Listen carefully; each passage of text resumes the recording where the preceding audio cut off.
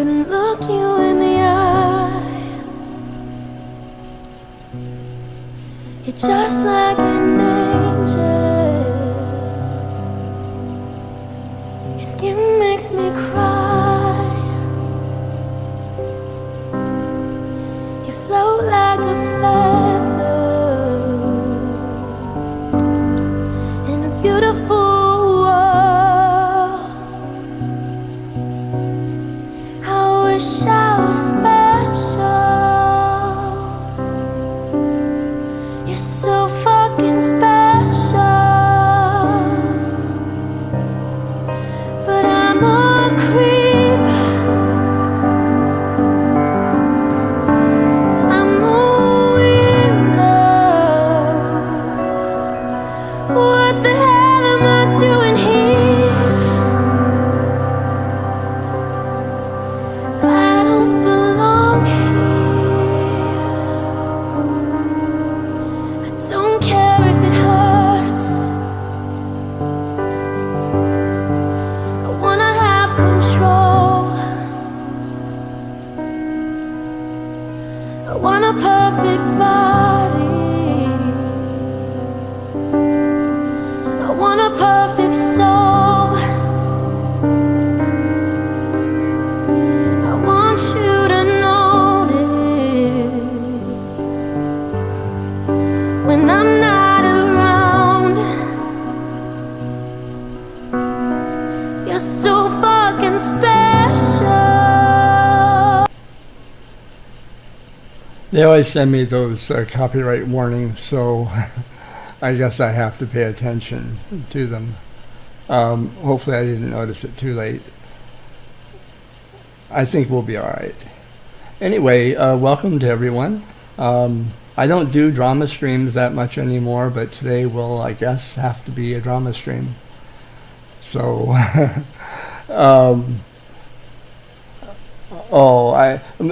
honestly, Matroness, I don't even remember. I mean, no ill will, bad intention.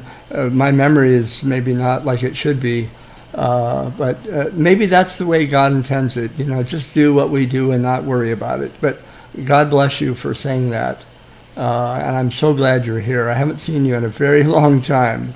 Angela, welcome. Super Serial, welcome. Yeah, like I say, the song Weirdo and Creep, that fits me. It probably fits all of us from time to time. I don't like doing drama streams too much, but life is drama. I've often heard, and I know Angela will appreciate this, men don't belong in drama. Tell that to William Shakespeare, kind of the inventor of drama. And life is nothing but drama. Our lives have too much. We have, from the day we're born to the day we say goodbye and morph into some sort of, we take flight toward everlasting life, which is a beautiful thought. There's lots of drama in between. Sometimes we need to just simply retrace our steps and look at what has happened and try to make sense of things. I've often said, one of the problems we have online is simply he said, she said. And we have people saying, well, okay, I don't know what to believe. They make this claim, you make the opposite. So, and then someone comes along one day and says, but I have these receipts to show you. Well, that will be today. I'm going to share some receipts, but I want to make it very clear. I am issuing no dislike or hate toward Dori. In fact, I wish I could become a better friend of hers. No ill will whatsoever. But there's been a cascade of things over the past year, and I think today is the day that I address those. And maybe in some ways, we have to lean into our own pain. We have to face our own demons. We have to deal with our own issues. So enjoy the football, Super. Enjoy the football. Almost 7 years. Yeah, it's been a while. This past summer, I think I celebrated my 11th year in Voight. Again, hard to believe that things go by so fast. But anyway, I'll just sort of plunge right in here. I think most of the community that you and I are all a part of, has watched or heard about a very important stream that took place yesterday. Welcome, Janie. And the stream I'm referring to, well, there was a bunch of them.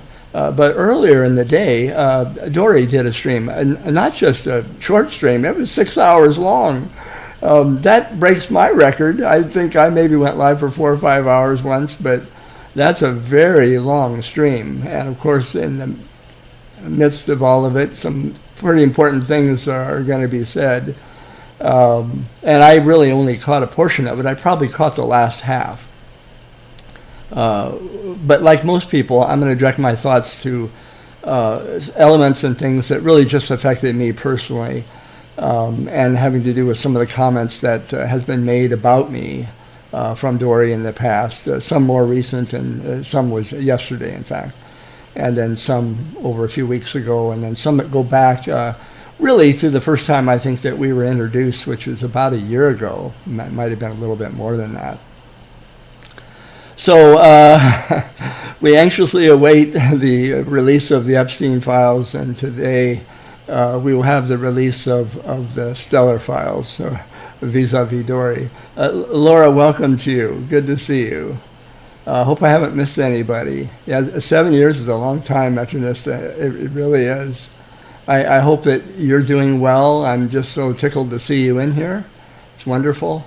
And I think you probably know a lot of the people who are here. So, about 5 weeks ago, I'd say roughly 5 weeks, Dori in the stream mentioned myself and Tawanda as being on a hate train. A hate train. And that was kind of a new one for me. So I want to bring that up. And this is a little bit of the context, so you can read along with me. I guess you remember that in Stellar on a hate train. Woohoo. Stellar said, so I didn't get on that hate train, though. I'm not saying, yeah, there was a hate train. Not about Stellar. He created one, not what we're talking about. This is the Stellar thing that happened 3 or 4 years ago. I think, and I may be incorrect, but I'm pretty sure, what Dori's referring to happened maybe 5 years ago. In fact, it's been 5.5 years since the Tucker St. Jude situation. But anyway, that was said, I think 5 or 6 weeks ago at the most, involving myself and Tawanda. So I wanted to show you a couple of receipts. And actually, I asked Tawanda afterwards. I hope Tawanda will hear about this and maybe chime in. I talked with her. And I asked Tawanda privately, I said, do you know what she was referring to, what Dori was talking about this hate train? And Tawanda told me that she didn't know what the comment was about. And I told Tawanda, I don't know what it's about either, but I can guess. But there are times that we're cryptic, and I think maybe Dori was cryptic at one of those times. Well, again yesterday, in the 6-hour stream, and Dori had done yesterday morning, in which she was having a go at Dana and other people, and then brought me into her comments, and I will play that for you. That wasn't really specific, but you'll probably make some sense of it.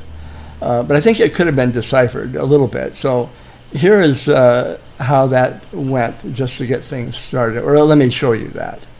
This is a clip of that. Okay, Tawanda said to me, or said about, now this is going back 5 or 6 weeks. Really, Dori, the man has helped a lot of people here on YouTube, had TYYT inverse there. Did you see what he did for Journeys' family? Still does not collect information. He was asked to find out about St. Jude and Diane. People asked him. He would never say a bad thing. By the way, I feel I want to be on good terms with Diane. I think Diane needs to be treated as a child of God and respected, and I will have nothing bad to say about her. And just continue here. He would say, never say bad. I would include that. Let me retrace my steps. I will say the same thing about Tucker. That's 5.5 years ago with Tucker. That ship sailed, the water passed under the bridge. We have to go on with life. We can't hold grudges forever. We have to learn to forgive and move on. And I have done that. And all I want to do is start over with people. Anyway, Tawanda continues, he would never say a bad thing about you if he didn't know you. You really confuse me. You talk with Amelia for over an hour. You know how fragile she is, I guess. Words, sometimes we say tough words. Can be an asshole around here and get some praise, I'll pass. So these things were coming up recently. I just think, they say the road to the best, let me put myself up here on camera. The road to the very best is only achieved when we face the worst inside of ourselves. Randy and I, who I love Randy, and Wendy and I are restoring a friendship, and I'm so excited about it. And, we have had bumps in the road. Who has not had, Vigil, and welcome to you. Who has not had bumps in the road? And I'm so grateful to be back in good terms with Randy and Wendy, and I hope Diane too. We can't, we have to find our humanity at some point. Malarkey, welcome to you. It's so great to see you. So, we move forward with life. I refuse to stand still. I refuse to be a person of resentment. We have to learn to forgive and move on. We have to learn to ask for forgiveness, as I do from many people. And I've said things to Randy that I wish I had never said. She's a dear heart. And I hope everyone realizes that in themselves. And I'm not here to make a punching bag out of anybody. Certainly not Dori. I don't want anybody ever to go after Dori. Every human being on here, myself included, I'm 76 years old. Well, no, I will be in a few weeks in December. I'm as imperfect as they come. I wanted to play that song, I'm a Creep, I'm a Weirdo. I guess it's called Creep.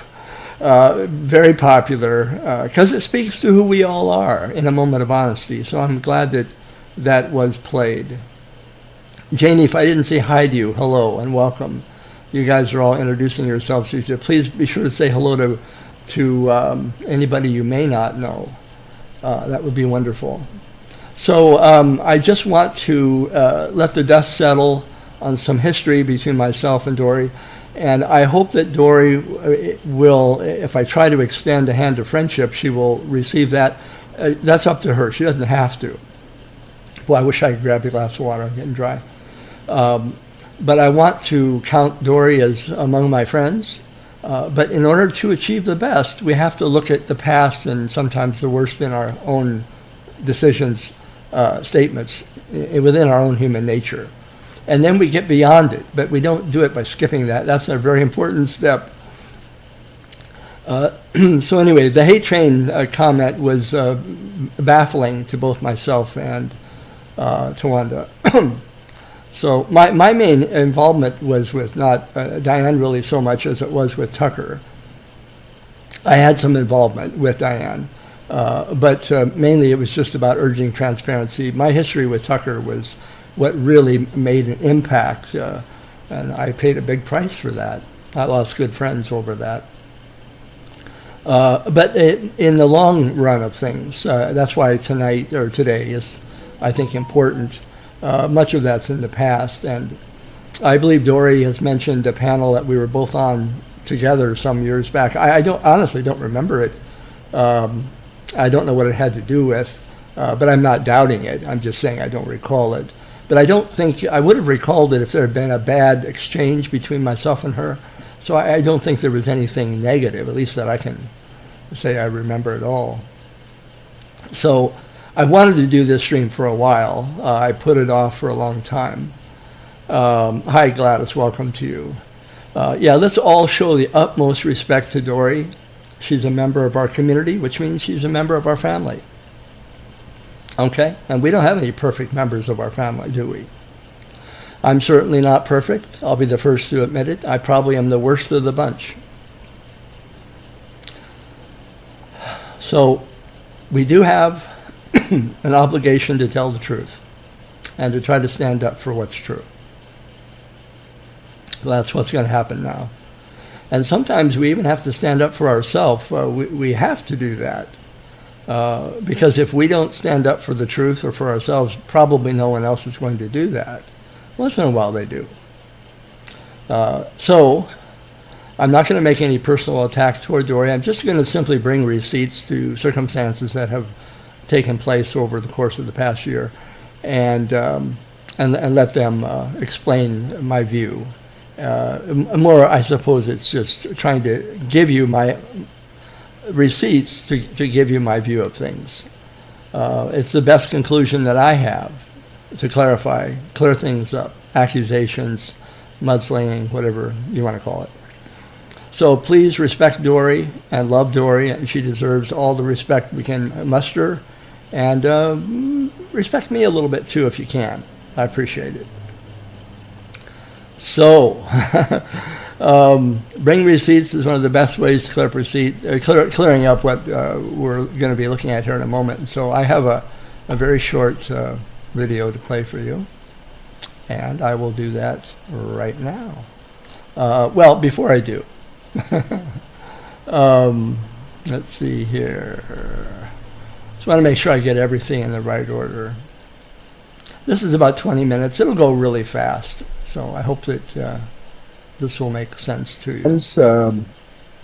And it has to do with Dori. I tried to reach out to her. What you're looking at, it says here from her community page. She doesn't have an email that's public, so I just will drop this here. Hello, Dori. I watched your live stream today, 11/9. That was yesterday, I guess. Yeah. And a fair amount of wrong information was put out. Would you be open to chatting about it on my channel? I should have said, or hers. And she responded back fairly quickly, thank you for your interest in my channel. For the past several weeks, going on a month, maybe a month and a half, she has been persistently bringing me up, as well as Whiskey OG and maybe a few others. I really don't know why, and I honestly don't remember ever talking to her in my life. She claims we were on a panel together some time ago. I don't know when that was. She never mentioned where, so I don't recall it. But I don't recall us ever fighting or having any problem between us. I don't remember having a word between us. So I don't know why she has such animosity toward me. So I'm going to play some information for you and try to address some of it now. The first one, she's going to talk about my age. She must be a friend of Stellar's because she sounds like she's Stellar's age, which is probably 90, right? I should Stellar and Ash over here and get them on panel. What do you think? You think that's even possible? Because I'm about ready to talk about everything and anything Christian. That's why I don't like Stellar and his evidence. He's got a bunch of fake evidence on people that stole money from him, so he says. I don't know, when you donate to somebody, when you make a donation, it's not a loan. It's a donation, right? Yeah. Okay, so Stellar can go cram it up his wazooza with his evidence. Yeah. Okay? So stupid. So let's address that. She's claiming that I made donations, which I did, many donations that aren't, they'll forever remain private, and no one will know about. And I made a few public, but I made 2 loans, only 2. One was to Tucker almost 5 years ago, and a loan more recently to, about 3 years ago, to Bombshell. As far as that, I don't think there's any other loans that I've made. Loans are different from a donation because a loan is something, usually a larger sum of money and something people would expect to be returned. Or at least if they're asking for a loan, they want to pay it back. That's how they feel. So when I was approached, both situations were emergencies, and I did offer the loan to them when they asked for it. But they weren't donations at all. So I want to just bring up some receipts about that. She's claiming that I don't have them, and I'm asking for donations back. I've never asked for a donation back in my life. It's not true at all. So I'll go ahead and show you some information about that.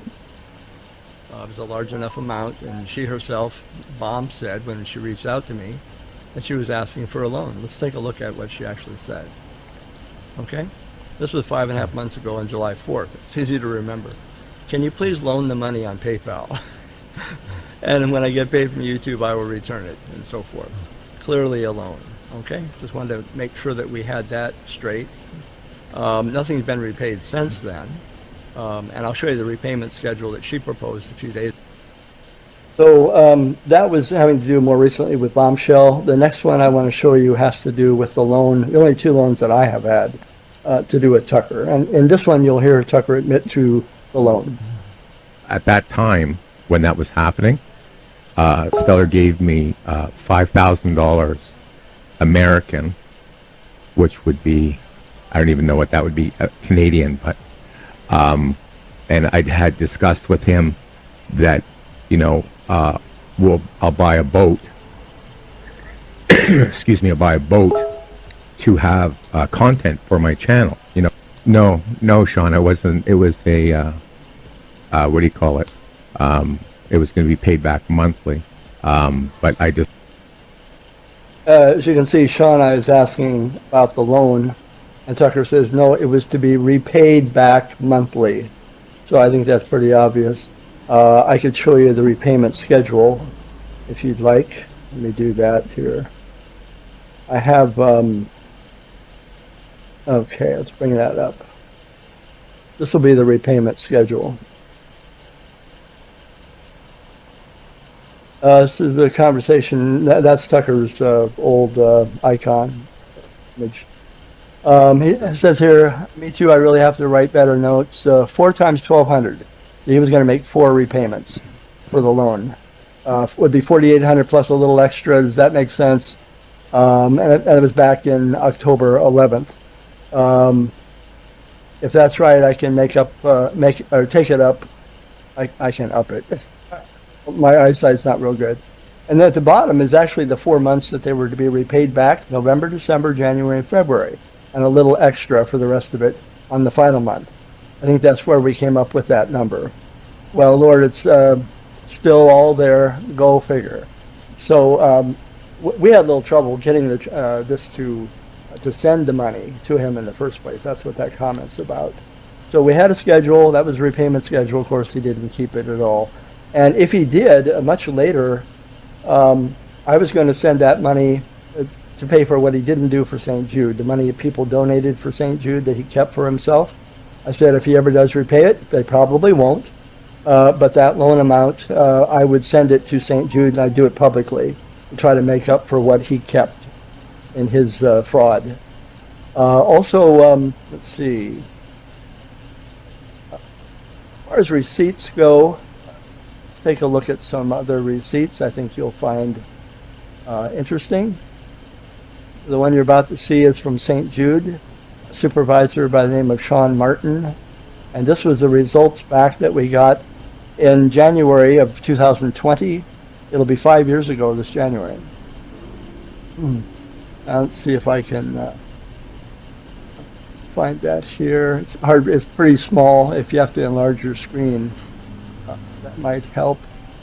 Let's see, I'm bringing it up here for myself to read, if I can. Let's see. Basically, it says, from Sean Martin, who's a supervisor, Mr. and my last name is blacked out, McQuiston.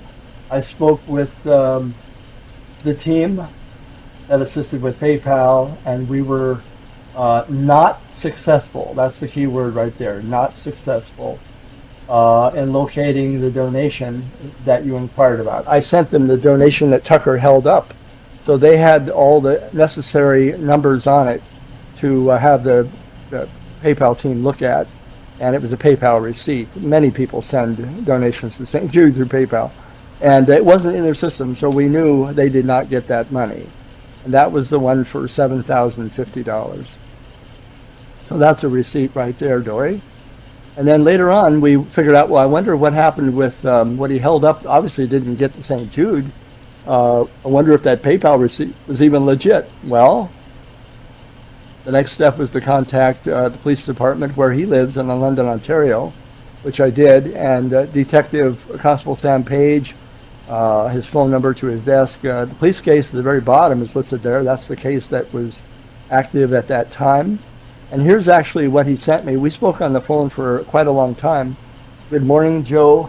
As we discussed over the phone, the PayPal payment information provided you was deemed to be invalid. Now that's the key word right there, invalid. I did cover up in white private information that had to do with my own information, but that's the information that he found. He went to PayPal, and PayPal told him that receipt that Tucker held up was not legit. It was invalid. It was fake, counterfeit, whatever you want to call it. It wasn't one of theirs. It was invalid. So then we knew what Tucker had done. He kept the money and he made up a fake receipt. As simple as that. So as far as Dori saying there's no receipts, she has no clue what she's talking about. Just wanted to play a little bit more of what Dori has been saying. That guy goes and talks about people like he knows something. He doesn't know anything and he has no real receipts. I think we've proved that wrong. Stellar over there. That'll be good. I don't know if I can say anything in the chat because he might block me. One of your mods might block. We don't need anybody like Stellar, but we have him. Be grateful, Jedi Miller, that you have him. But we don't need anybody like you. But be grateful when you do get him. I thought Chloe said Miller was awesome showing his balls because I can't read. Where's all the hate coming from? We don't need anybody like Stellar. She repeats that. Since she and I, Dori and I, really don't have any history, nothing negative. Where's all that hate coming from?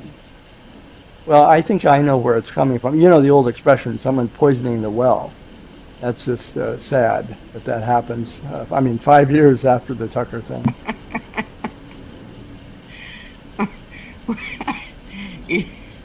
I'm not going to say what I know about Miller. Not Miller, sorry, Stellar. Y'all can praise him if you want, but you're going to look stupid later when y'all find out.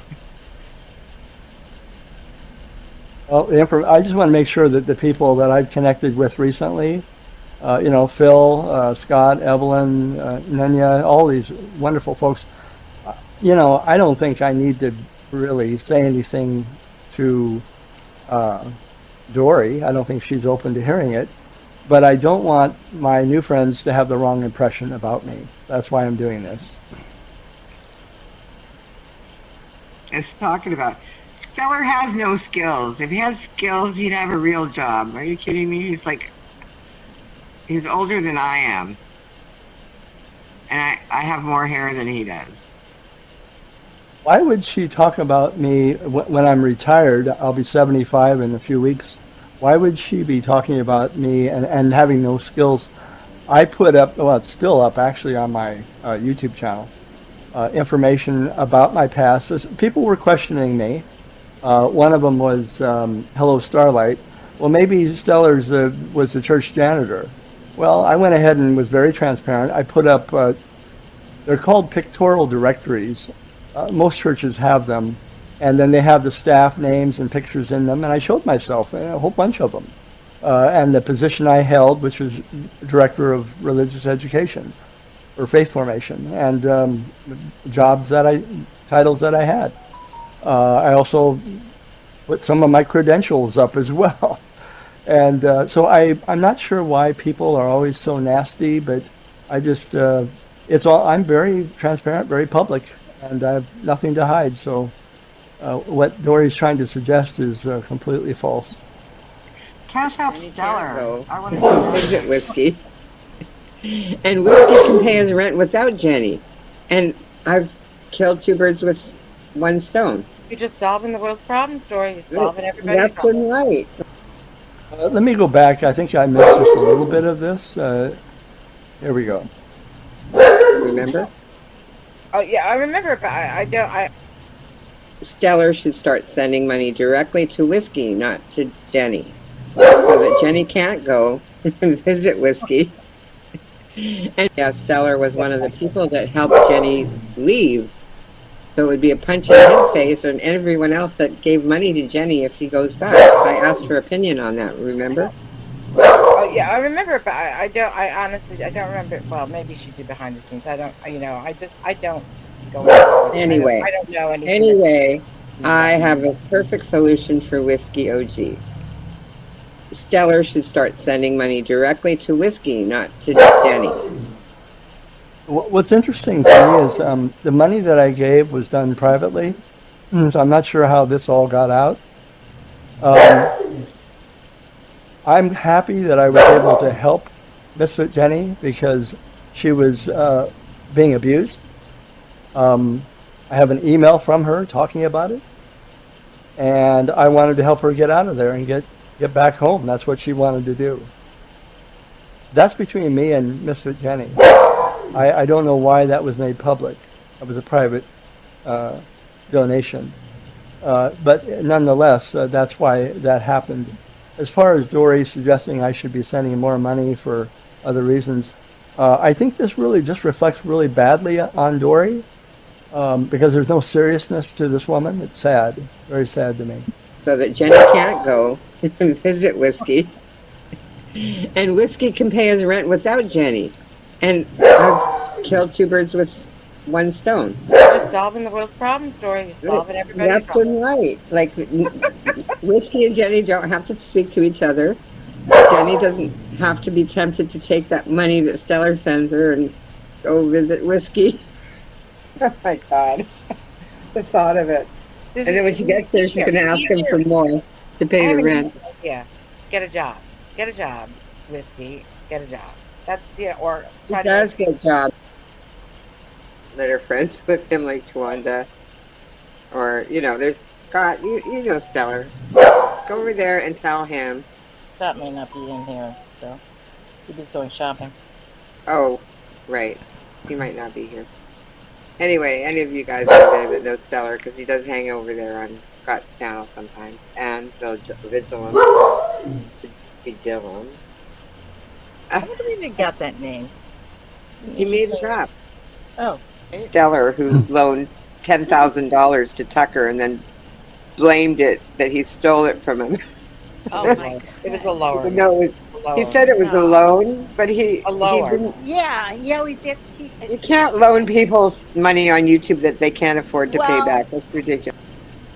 Well, I showed the repayment schedule, and Tucker's income at that time was considerable. It didn't seem unrealistic at all, and if he needed more time, I would have given him that.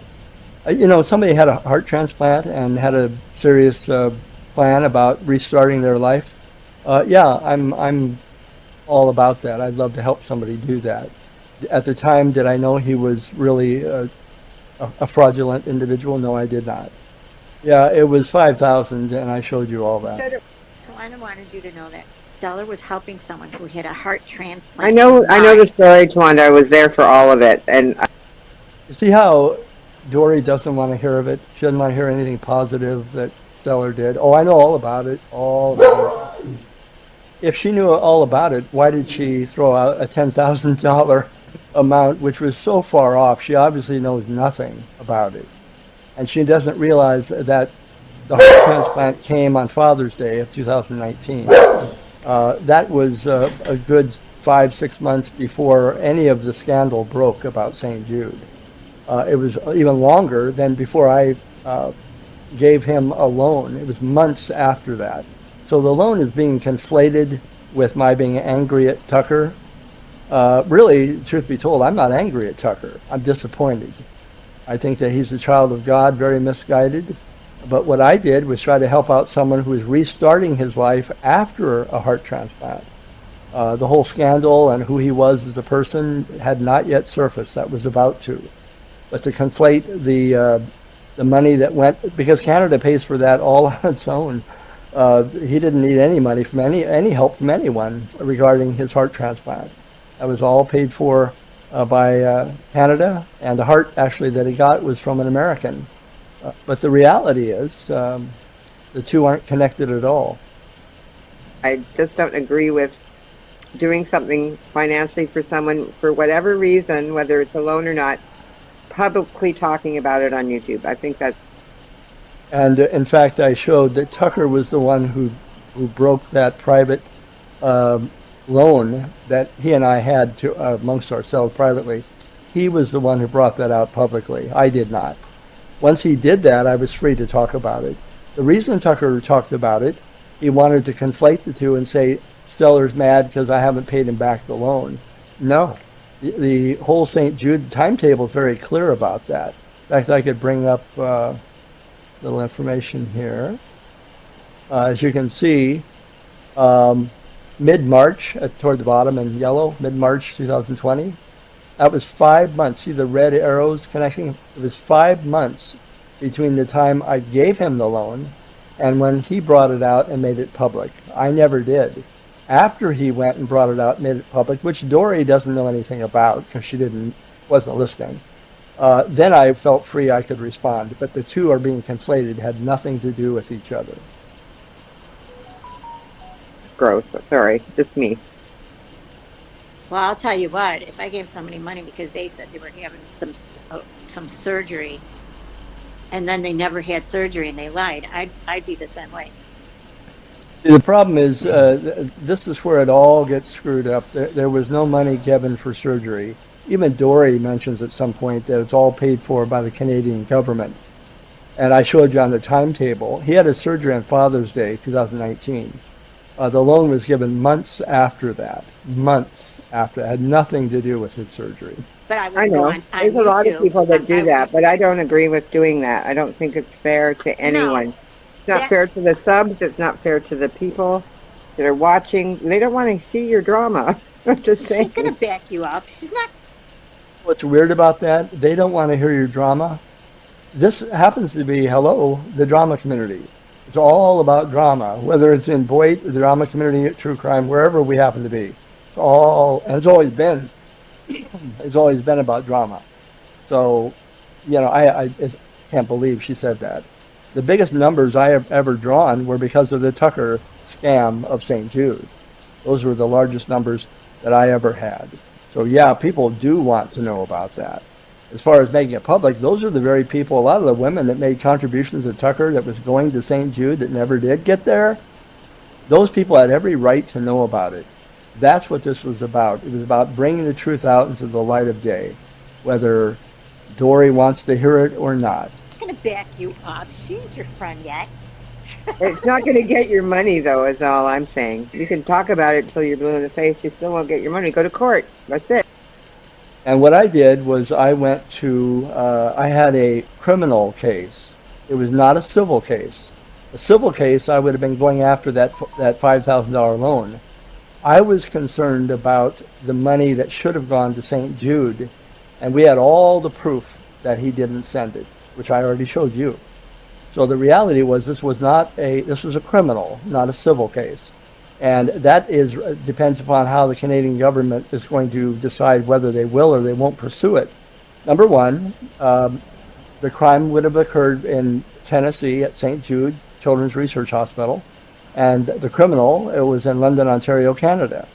That's international. That's two different countries. The police constable I spoke to, Sam Page, said they won't touch an international case for less than $500,000. It's way too financially costly. And for the little amount that we're talking about, around $10,000 total, with two different receipts, it wouldn't have been worth their time. That's why they didn't pursue the criminal case. Dori doesn't have any clue what she's talking about. But anyway, I'm just going to close by telling you that she continues to ridicule my appearance. And I've been hurt a lot in my lifetime. Most people have. I will not return insults at her. She spoke of my receipts. My receipts are still up. You can find them on my YouTube channel. They're real. They're verifiable. I showed you guys today. But Dori never bothered to ask me about them or even to see them. She's got her mind made up. She's a hardened heart. I don't know why. I've never had any problems with her. But I think the well was poisoned. Our lives are lives to be, they're gifts from God. And she's a child of God. We all are. And we need to be grateful for that. And we need to stop the fighting. Every one of us is precious in God's eyes. And as far as Dori goes, I forgive her. Thank you for listening. So I'll try to come back on camera here.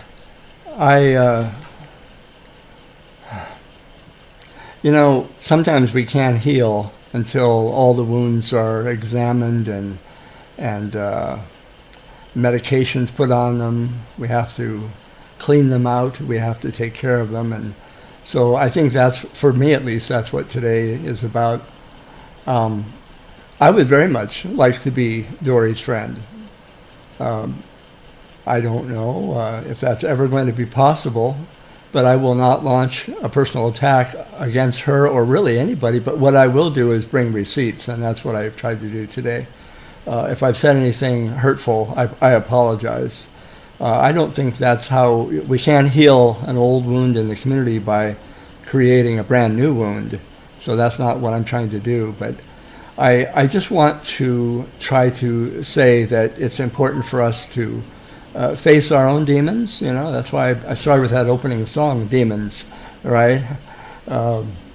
We're all of us clumsy at times, and we say the wrong thing. We regret what we say. We try to retrace our steps. At least make an effort. That's all I want. That's all I need from people, and I think that's what they want from me. We're never going to get a perfection. We're not going to. So why expect that? Angelo says, speaking of the resident stellar expert, I can safely say he's a decent man. That loans or gives money has been screwed repetitively by loans, and he keeps giving. Well, I appreciate that, Angelo. I have made adjustments. I want to apologize, first of all. I've given money. Well, I've only given a couple of loans, but I've given most of what I do through just donations, mostly privately. And that's what they should be. Did I vet people well? No. Unfortunately, I should have, and I didn't. I've mentioned this before. It's probably very close to being accurate, but when I worked in the church, I was aware that about 60% of the time when you help someone that comes to you for help, you donate to them 60% of the time it's legitimate. But about 40% of the time it's probably not. I mean, we've given out, we had food banks in many churches I worked in, and you give out food and people are a block away selling the food on a street corner for whatever money they want to use that for. So, excuse me, we do have to really vet things better and show more patience and kindness toward each other. This has been a year in coming. I didn't really want to do this, but I felt like maybe this is the right step to take, particularly after yesterday. I thought that Dori was very vulnerable. Let me just say one word about friendship. If you think you're a friend to me, then, and you've never challenged me to be a better human being, you think you're Stellar's friend, you've never challenged Stellar to be nicer and better, then you're no friend to me. The mark of true friendship is that we bring out the best in each other. Right? We bring out the best. Sometimes that means we have to challenge each other. Now, let me tell you what your so-called not real friends are. They rubber stamp everything you say. Even when they know you're being wrong and nasty or you're lying or whatever's happening. And they rubber stamp it and say, yep, ratified. That doesn't help anybody grow. If the goal in Earth School 101 is to be better human beings, living and learning, then we need to challenge each other, and it's a gift we can give each other. I love that. We bring out the best in each other when we ask each other to take another look. You know, Stellar, you said that. You can do better than that. Why did you say that? You know, retrace your steps, Stellar. You know, that didn't need to be said. That's my true friend who will say that to me or to you. So that's why this happened, and I wanted to share some of those things. We do have to challenge ourselves. The truth is a brutal taskmaster. I've often said that. You know, and if you want to know the verification of this, look no further than that book we all know, the all-time bestseller, least read book in the Bible. And Jesus is doing this all over the pages, challenging the scribes, the Pharisees, and the Sadducees, and the Sanhedrin, the lawyers, the aristocracy of his time, all the people who were full of pride, always challenging them, including his own disciples. So that's the right thing to do, but do it with love, as much love as you can muster. Does anybody want to come up on panel? If you do, let me see if I have anybody in the back. I did send out one link. Dolly, are you there? I'm not sure if Dolly is here, but if I anybody am would. here. Oh, hi. Can you hear me? Yes. Hey, I've been here since about 20 minutes before you went live. I kept yelling at you, and of course you ignored me because you hate my guts. My audio was off. Sorry, the audio was off. Well, I don't think you had your ear thingy bug things in either, because you were Yeah. getting an echo for a while, and so Oh. I thought that was it. Well, I'm glad you're here. Oh, I bet you are. But I'm glad to be here too. I'm glad to May see all I- our friends. Yeah, may I introduce you, Dolly, as none other than she who must be obeyed? Thank you. Thank you, Stellar. It is going viral now. It is. Isn't it? Yeah. Well, everybody I tell about that, they go, yeah, right, okay, shut up. And so they must have heard it already. Well, we won't ever bring it up again. I'll just type it in the side chat. Okay, She who must be okay, obeyed. okay. Okay, yes. And don't let Alexis know. Oh, She really doesn't like me. She's got She's an a- attitude with me. yeah, she's a tyrant. And I can't Yeah. say anything around the house without her telling my dog Fluffy. And then watch what happens. Well, Fluffy calls me. I get all hysterical. I call you. You ignore me. It's a rat race. It is. Dolly, how would you feel if I see if there's anybody who'd like to join us up here? I would love it. Okay. Does anybody Because want I to... really do need What? Sorry. Oh, let me bring your icon, your avatar. Here we are. Sorry about that. I forgot. Is it okay with you if I make your avatar just slightly smaller than mine? We can have a talk about that later. Or would you like me to place yours over the Yes, top? of course. No, you're fine. I could use a winter one, though. That's really springy, isn't it? Summery. There, how's that? Is I that guess better? if we paint the yellow roses with maybe red roses Yeah. for winter. Red would be nice. You know, I trimmed back my rose Did bushes you? big time. You're welcome. Um, I meant to put you on top of me, and I did the opposite. Well, yeah, we've all done that, haven't we? Once or twice. Shut up. I am so embarrassed. Just rewind and ignore. But I really do love my roses. They're beautiful. They really are. I love yellow in particular. I'm not sure why. It's always been a great color. It's very optimistic, very cheery. It's the color of the sun as it rises, right? Didn't we look that up? Because I thought it was the. I think it's for friendship, not purity. I know it's not purity, but Yeah, friendship. Yeah. Yeah. isn't it with Texas too? Wait a minute, wasn't there a song? Yeah, the yellow rose Yellow of Rose Texas. of Texas. That's Is right. that true then? Yes, I think our friend Pebbles from Ontario would be able to sing that song if she wanted to come up. I swear to God, I will give her your personal address so she can come over and whoop your butt. Because Ontario's a small city. People can find her. Ontario They're is telling everybody she's from Canada. what's her Canadian accent that gives it away? But no, Ontario is a Canadian province, which is like a state, but bigger, much bigger. Well, you know what? I really don't care. She's my girl, and if somebody finds her in Ontario or anywhere else in Canada, you and I are going to have words. Yes, I'm sure we will. I'm counting on it. Hey, let me ask you again: Okay. if anybody would like Yeah. to have a there's Pebbles, Texas, a girl, not Ontario, Texas. There's my girl. That's right. If anybody would like to have a link, just type in the chat here, and I'll send you a link. As simple as that. Nobody has to have their camera on. If you want to, you can, but you won't Hey, have your camera Angela. on. Yeah, so it's up to you. Welcome, Cass. Good You're to see you. being I'm not really sure if I'm... rude. What? You're being really rude. I'm being very nice and welcoming people, and you're rude. Hey, Angela, I'm so glad you're my BFF and not Stellar's. Go ahead. Yeah. Go ahead, babe.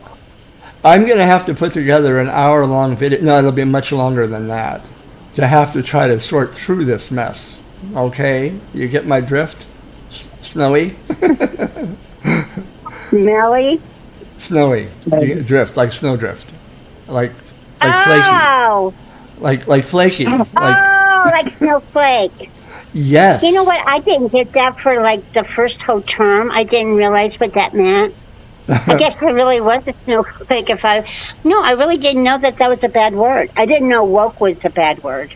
No, it's not. Hey, Angela Critters is here. Now, Angela, you know, I used to call you Android Critters for the longest time because I was being fooled by someone. I won't mention her name because it would be indiscreet, Dolly, who told me your name was Android. And I thought, well, that's a clever name. I'll have to find out from Android Critters how she got that first name. And then I found out, lo and behold, it was Angela Critters. And then she laughed and laughed and laughed and thought that was so funny. Kind of was, You're actually. so dumb because I said her name is Mrs. Wonderful. Mrs. Wonderful. I didn't really think that. Yeah, I lied about that too. But because she really is wonderful. I really enjoy Right. her videos. Oh, I do too. Yeah. You know, look, I am helpless in the kitchen, complete buffoon. She helped me learn all kinds of recipes that most people learn with their standing at their mother's side in the kitchen at age 10 or 8. And I didn't have that, so I was really glad to learn some really good recipes, and I've been using them ever since. I mean, seriously, I'm being very serious. Go check out Angela Critter's page. It is wonderful. So there. Put your name in the side chat if you want a link, and I'll send you a link. And that'll be the end of it. Okay, Here's Black Eagle. Here's a link if you want to jump up. This is your link for Black Eagle. I'll put your name next to it.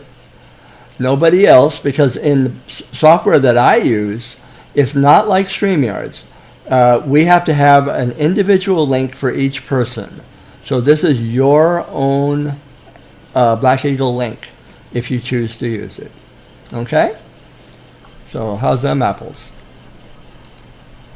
You sounded very intelligent right there. I did? Really? Not really, but I just want to stroke your ego. You're just You've had a pointing that really out. rough one. Yeah. I have had a very rough month. I just recently got back from I went to the dentist. So now I want some real big time sympathy. I came back from the dentist, and you know how depressed I was after that ordeal. It was Right? horrible. It The was crying. Oh. the weeping, the gnashing, the crying, gnashing of teeth, tears that were falling. Yeah. No, actually, my dentist is wonderful. I have a dentist that doesn't drill. He uses a laser. It's kind of like, what was that movie with the guy who says, it's a laser? You know, the British guy. What was his name? It's not funny if I can't come up with a name. Paul McCartney. That's Ringo Starr. Austin Powers. Oh. I would have It's got a there. laser. A laser. I But do yeah. like him. So, you know, they don't have to freeze it. They don't have to drill. They just use a laser. I just walk in there cavalier and say, I'm not afraid of you. And then he pulls out the drill. I said, wait a minute. Put that away. So anyway, thank you, Carrie. Oh, you are so horrible. And we were very happy when you came back from the dentist. So all your sympathy could be because you know somebody here on panel that drives you nuts. That's I'm not right. going to name names, me. So you can get sympathy for that, but not the dentist, babe. Not the dentist. Oh, I think Black Eagle's here. Let me see. Black Eagle, are you here? Oh, okay. Black Eagle? Here, can you turn my camera off so I don't have to Yeah, your camera's not on at all. I mean, it's only seen by. Are you sure? Yeah, take a look at can you see the main, you'll see me with my camera on, and then you'll see Dolly. Okay. And Okay. yeah, no, you're fine. You're fine. Okay. Are you sure? Don't let her do that. No, she's not. It's really just I would have to put her. She's number 68. I would have to put number 68 up on this particular um, screen that's showing, and I haven't done that. That's an option. If people want me to, I can. Otherwise, I can just put up their icon, their avatar. And I don't think I'd have to go get her avatar. I don't think I have it yet. I'd have to go find Okay. it. But we can do that for next time. Behind the yeah, scenes. I will. Yeah. Yeah. Black Eagle, thank you for being here. Oh, well, thank you for having me. Hi, Dolly. Black Eagle, Hey, Black Eagle. after saying Hi. you said to me, "Thank you for having me," I want to tell you, it's wonderful being had. It always is. He doesn't get had very often, Black Eagle. I so get had. Yeah. you do not. Just while I'm here, the shout out. I love your music. The other night was awesome. It was like a Oh, trip down memory lane for me. oh, golly, thank you. I'm stuck in the 50s or 40s, Me too. 1850s. Yeah. Yeah. So, well, I mean, I wanted to just because of everything. It's been a loaded couple of days on YouTube for Oh sure. boy, it has. No, dear Lord. Yeah, and well, first and foremost, I really want to thank everybody out there. Even you know, I've even seen messages from people that don't particularly care for me. Uh, you know, giving me support in regards to my sobriety, and I just, for the record, yes, I got a little emotional yesterday for sure. I don't like doing that, but you can't really plan that now, can you? No, Not those really, things no. happen. I can't either. I can't. Well, I can't. Like they all of a sudden, it's like, oh, geez, I'm crying. I hate that. But what I wanted to say first and foremost is thank you to everybody for that, and my sobriety. You know, for anybody out there that you know, my sobriety is my responsibility, and nobody can make me. I mean, I can get triggered all day long just in my everyday coming and going life, and if I'm not doing what I need to do to protect my sobriety, that's on me. Period. But I appreciate everybody throwing me that support, which is great. You know, I mean, I mean, I Exactly. was telling people yesterday. There are people even that don't believe that I'm sober, and you know, in regards to Dori, I mean, I'm obviously, I don't want to say I'm an expert, but I know a little bit about, and it's not my place to say whether somebody is impaired, and it doesn't matter even if she was impaired. So what? I mean, if she's not if she, you know, that's her business. I was just triggered, and I was just trying to figure out where she, you know, I was trying to make sense of where she was coming from, and that was my course. go-to or whatever. Anyway, Exactly.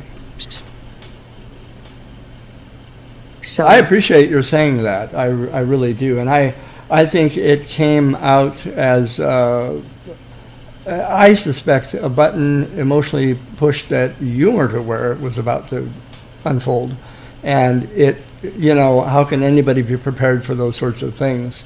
Every one of us carries with us certain things that trigger, and I think it may have something have been triggered in her, and definitely it was a major source of hurt that was right out there and that hit you between the eyes. And well, I'm just sorry. well, and in regards to Dori too, she alluded, you know, to past conversations, which again is another one of the things that comes up in this YouTube forum, is that things that have been said a week ago, a month ago, a year ago, 5 years ago, in your, you know, it does, you know, it comes back all of a sudden it's in the forefront, and it might have absolutely nothing to do with what's going on today, but it's old wounds, it's old stuff, it's old drama.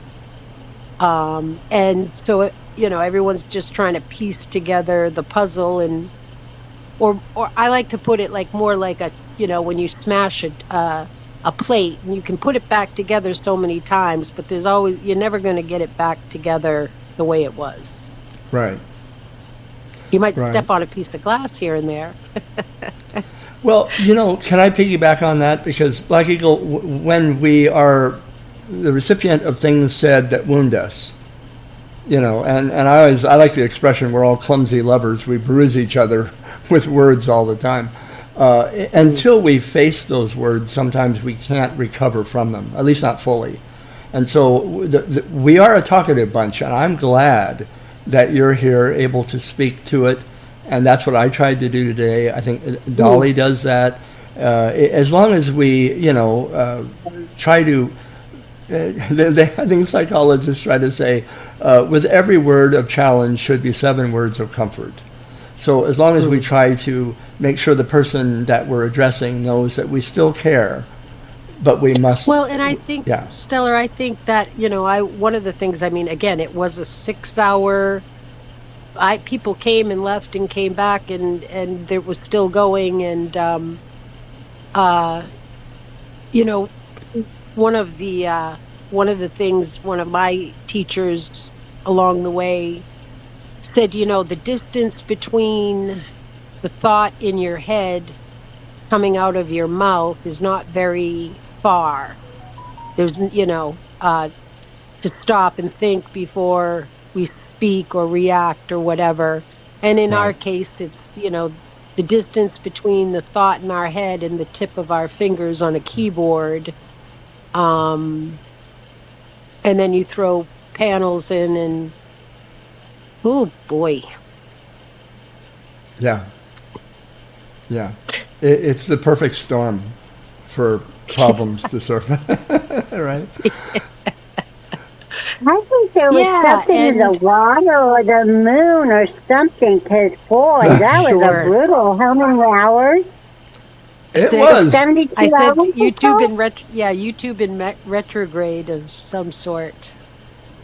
Yeah. But I think also we are a community, the good, the bad, the ugly of it all, the drama, the this, the that. There's a lot of beautiful things that happened, a lot of support and healing for people going through things big and small, and that's there. And I think that is, I know for myself, one of the big reasons that I keep coming, and I don't move along to either another community or whatever. Great. But the other thing too is that it was a great, the ending of that live was really nice. Dana came up, Phil was up there. I'm trying to I can't even remember exactly at this point, but then within an hour or so on another live, it was back to the nasty. But for that brief moment, we had a prolipsis, an image of heaven. You know what I liked about, can I just say this, Black Eagle? You know what I loved about what Dana had said up on that stream? Was what she didn't say. I saw a side of Dana, sometimes silence is golden. And I saw her as a listener. And I saw her empathy. She did great. Yes. Yeah. She was listening with empathy. She wanted to understand. She was reaching out. And that spoke volumes to me. Absolute volumes. Sure. I was very impressed. I was very thankful, and I think it spoke to a lot of people. I was really glad to see this side of her. Yeah. Now, some people may say, Stellar, you suck up.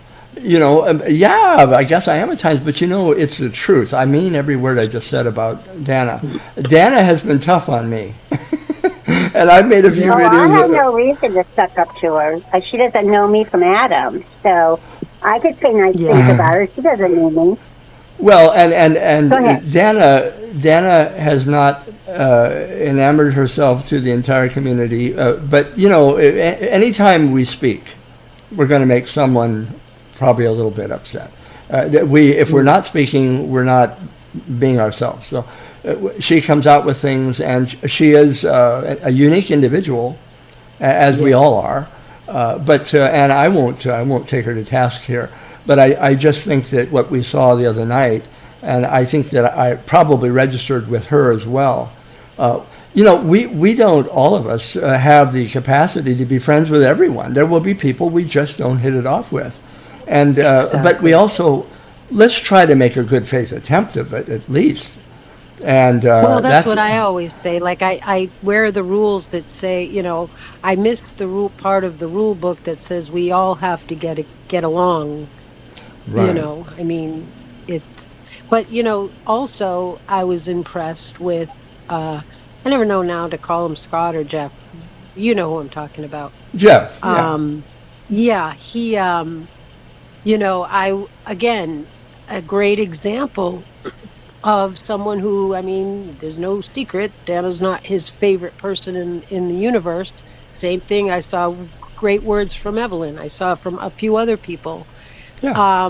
Who aren't necessarily Dana fans, if for the lack of better words, that were saying, "Hey, that wasn't okay," and listen, like they were trying to get Dori to at least put her shoulders down and see that Dana was trying to.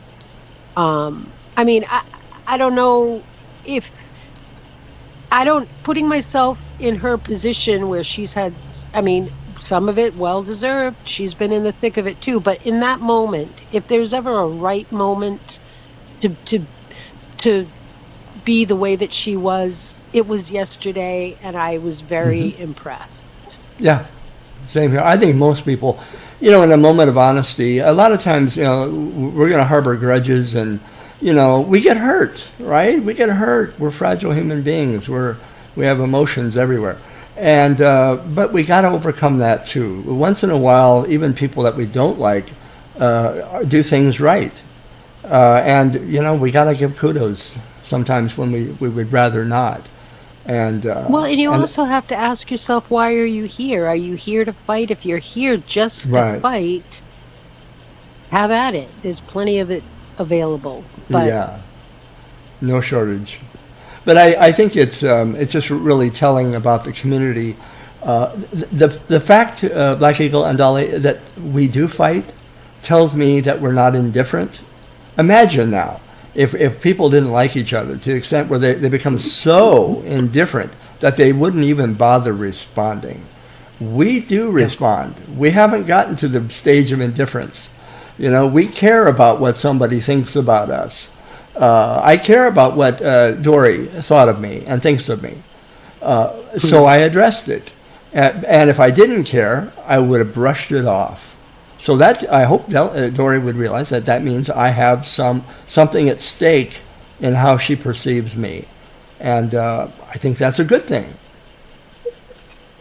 Yesterday what I heard from, her friends, because, I mean, I can, Scott and Kathy and a few other people who basically, their forward foot was, Dori, that we love you and we care about you, but, here's how, that they feel, I think, almost out of respect for her, that I wouldn't be true to being your friend if I didn't tell you how I feel right now. Whether, and again, regardless of whether Dori was in the place to receive it or not, and whether she's listening now or not, they had, that message got out there for everybody. And I think collectively everybody could see that this wasn't just a clamoring on to Dori. Because I adore Dori. Yeah, there's a lot to like in Dori. There is. I mean, that crazy old bat. And that's the thing about getting old. I'm older than she is. I want to play that senior card as much to the hilt, as much as possible, because I love how people, oh, isn't that old man sweet? Isn't that old lady? Oh, they're so darling. I mean, Or the hey, opposite, Stellar. We I we know. let the old ones get away with saying ridiculous Yes, things because they're yes. old. Well, there's nothing wrong with that. I'm kidding. No, we do let them get it. We let them slide. And really, I still have half of my wits about me. So you can challenge me for half of the things I say, but I decide which half. Okay? Sorry. Well, and about I that. think it's okay if we're interacting on a regular basis and we're having these things come up to at least be able to have your voice. I mean, even hearing you today, you Right. weren't, you are a good example. Y'all take notes of how to be able to express how you feel, even if it's not flowery, without crucifying someone's character. Yeah, I Yeah, mean now they're not calling them names or anything that's else, right. yelling. Yes. Stella really That is a yeah. gentleman. Well, He really is. And he's a very patient. And all you're right. trying to interrupt me, dude. Go ahead. I'm done. Well, the check is You getting man. bigger and bigger. The check is getting bigger and larger. So, no, but I appreciate that. Every word out of every syllable, every consonant, every vowel tells Just the send the world. credit card. Don't worry about the checks anymore. Just send the credit card. Okay, I got it. Just the whole darn Now thing, it's and Venmo. the Yeah. 3-digit code on the back. I got you. Yeah. But whatever we say speaks loudly about who we truly are in our heart, and I think that that just should go without saying, but maybe it should be repeated. We're telling people who we are when we unleash a horrid rant against someone, and we really are. I wanna try And to I think what represent. you said about, well, I think what you were saying about sometimes it's not what we say, it's what we don't say is very powerful. Oh, that too. Yes, yes. Yeah, some restraint. One of the first things in St. Paul's, St. Paul, I got a lot of problems with St. Paul, but he got one thing right better than I've never heard anybody in the entire world, and that is define what love is. And the first thing that guy, Paul, says is love is patient. Mm. Love is patient, love is kind, all of those things, but he starts with patience. And I think that's worth noting. We are not a patient people. But No, we could we be. are not. Yes. Thank you, Exhibit A. But we can learn, and it's okay. Who was Here's Job anyway? Who was this guy Job they speak Job. of in regards to patience? Yes, who was Well, that? they wrote a book about Job, the Book of Job in the Old Testament, but he was an iconic figure in Judaism that had to do with an ultimate question of life. Why do good people suffer? And the Jews believe that people suffer because it's a punishment from God. They did something wrong, so God's sending a punishment, striking them with lightning. Job had everything. He was rich, all his family, and then he lost it all. And people said, well, Job, you must have done something to God and sinned. And Job says, I can't think of it. And they scrutinized that poor guy. What? No, Job. Yeah, no, I know, but he was saying, who, me? Oh, yeah, he was saying, who, me? Yeah. Right, and then, but he was a pretty righteous individual. But then the end of the story was, we realized that karma is not sent from God. We send it to ourselves. And sometimes, in Job's case, we don't send it at all. Life simply happens. We had a volcano explode in 1980 out here, and people died in Mount St. Helens. The earth trembles in Haiti, and thousands die. Sometimes life happens. In the gospel, it says it rains on the good and the bad. The sun shines on the sinful and the good. So, we can't blame God for that. But that's the story of Job. And he had patience. Okay. Yeah. Sorry about that. I didn't mean to make it a big, long deal. No, that's why I asked, because I really didn't know.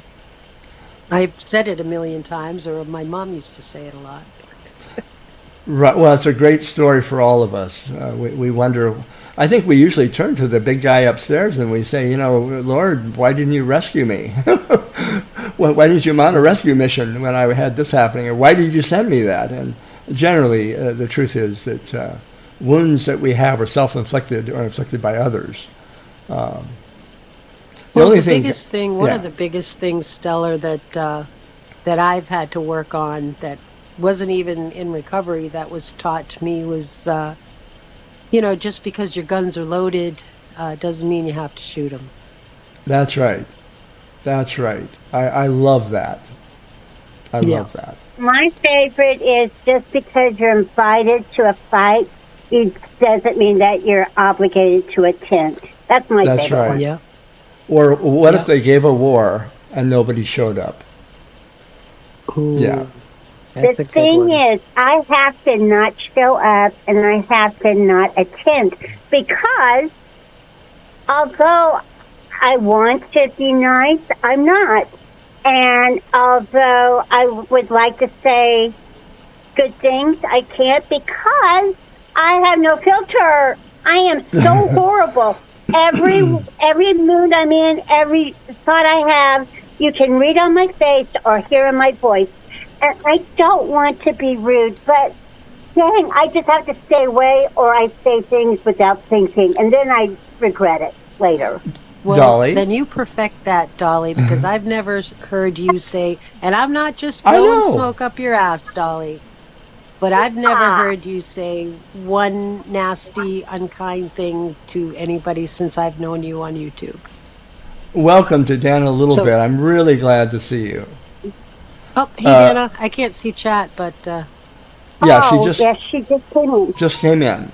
I'm afraid to touch anything or else I'm going to... Yeah. You know what, Black Eagle? I have to have 2 devices because when you're on panel with this thingamajig, whatever Stella uses, you can't see panel. I mean, you can't see chat. Okay. And he just claims you can, but you can't. Well, good to know, so I won't try. Right. Right. Dolly, you're kind of fading a little bit. You're echoing. Okay, I'm going to go eat. I'm cooking, but I'm listening, okay? Oh, love you. Do not have any fun without me. Oh, love you. And thank you, Christina. I'm not mean, but I say things that I don't mean at the moment and then have to try to apologize a million times. Oh, welcome, Randy's Life. Stellar. Yeah. Yeah, Stellar has that much fun. Well, he's setting me up. Okay. Hey, bon Dana. appetit. Hey, Randy. Well, I'm going to be right here. You're 2 inches from me. Good. I'm shutting up. I'm muting. Goodbye. Bye, Dolly. This is why we love Dolly. This is why. Well, I always say, Mike, welcome. But you know what? I think I should get some leeway on that. Anyway, go. I'm listening. Okay. Welcome to Dana and Randy, who just came in. So glad. Oh, you've been here the whole time. Randy, I really want to say this, and I watched something today, because I was looking for a clip or something. And I watched something today, a couple of things that you and I, this goes back a few years, and I honestly started to cry. I did. And I just realized what a wonderful heart you have. Now, some people can say, oh, look at Stellar sucking up to Randy. No, this is how I truly feel. But Randy knows, that she's not perfect, and Randy knows I ain't perfect either. And we've had our bumps in the road, but Randy and I have overcome them. And I usually just say I adore God, but I adore Randy. I really do. And I'm so too much sucking up around here, to be honest with you, Stellar.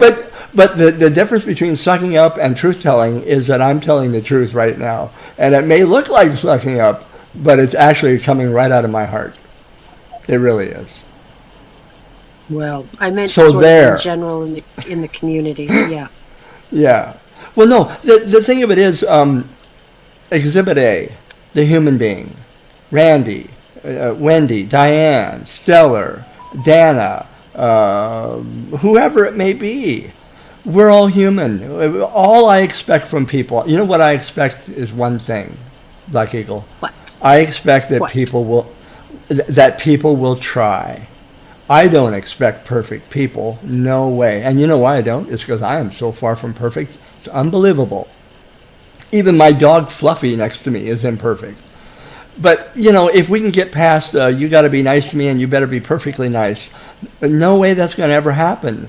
But I'll tell you, when we make up and forgive each other and reconcile, there ain't nothing sweeter in Carolina than that. Nothing sweeter. And I mean every word. I mean every word. Yeah, no. When for me, like, just me, and I'm sure people can relate, but after yesterday, it's like, oh, I'm gonna unsub from her. I had something to say, and then I thought about it for a little bit, and I went back and I deleted that, and it's like I've got the whole day off, and of course, what do I normally do? I log on to YouTube, and I was in my own little huff and puff place. And then, the day went on. I got to, take a little wellness nap. And, I mean, again, the truth of the matter is, I adore that crazy nutball named Dori. And I know that she cares for me. And it would be a loss for me in my YouTube community or my online, whatever, to not interact with her over feelings. Black Eagle, can I piggyback on what you just said once again?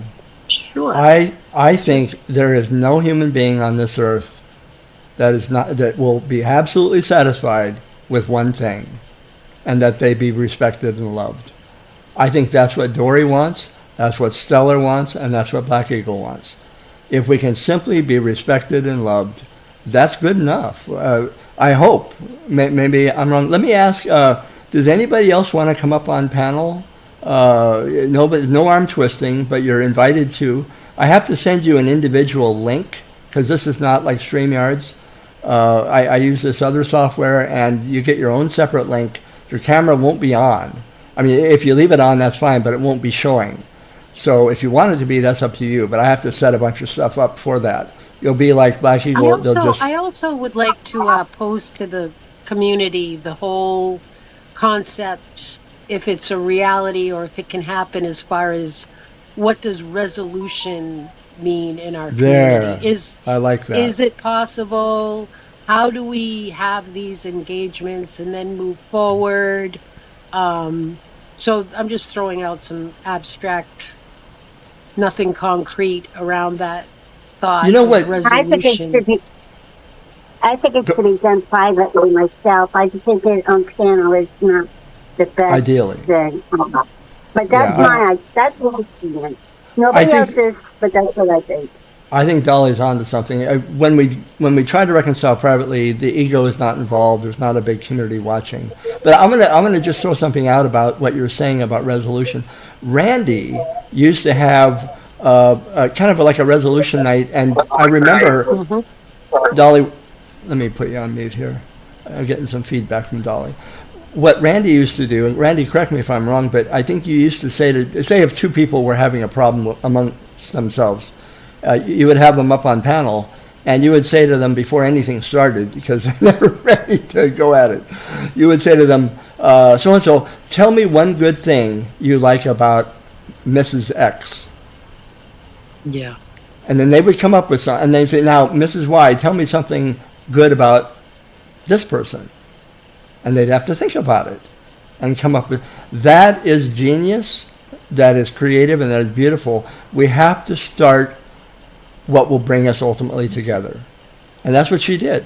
And I think that gives us a fighting chance. It's not that it's always going to work out. Tomorrow is a new day. But it does mean that there are possibilities that we can change what's going on if we want it to change. Well, I think also, Stellar, there's the whole element of the emotional investment that you have with certain people. I mean, there are some people that we come across in chats that we don't jive with, we're never going to jive with, we don't like, for whatever reason, some people, I mean, it's a natural phenomenon to just not like somebody, period, for whatever reason. You don't even know. You just, whatever, who cares why you don't like them? But, there is, like for myself, in few of my relationships, and I can easily right now slide Dori into that slot of, I have an investment, I have an emotional investment in our online connection. So, in the heat of the moment yesterday, my natural reaction was like, fuck this, pardon my language, whatever, can't do this anymore. This is just too much. And then calm down, take a little nap, and log on today. Of course, there she is. She's online. Okay, I'm gonna pop on, and so there is a connection in there. But for me, moving forward, something has to change. The way that we are interacting is offending her. It's offending me. It's stirring up stuff for other people, and so there needs to be probably a break and then a shift. Yes. They say time heals many things. Actually, I don't agree with that. Time doesn't really heal much. What heals things is what we do with the time we have. And if we choose to use it wisely, move with positivity, we can really reverse course on a lot of things. Randy and I have had bumps in the road. Wendy and I have had bumps in the road. And we have overcome them, and I love that. But we used our time. We did something. If we didn't do anything, then that bump in the road would still be there. So I'm so grateful Yeah, well, I mean, I know with myself and Wendy, we had a little wrinkle or two along the way. And, what was great about it is just, straight up forward honesty. Like, hey, what the fuck, Chuck? And I'm like, yeah, hey, what the fuck, Chuck? And it's like, we worked it out because, we were, it wasn't that deep or whatever you want to call it. But it, what I see a lot of times and what's been sort of happening, and I don't even need to name names, it's either you or it's not, but some people kind of glob on to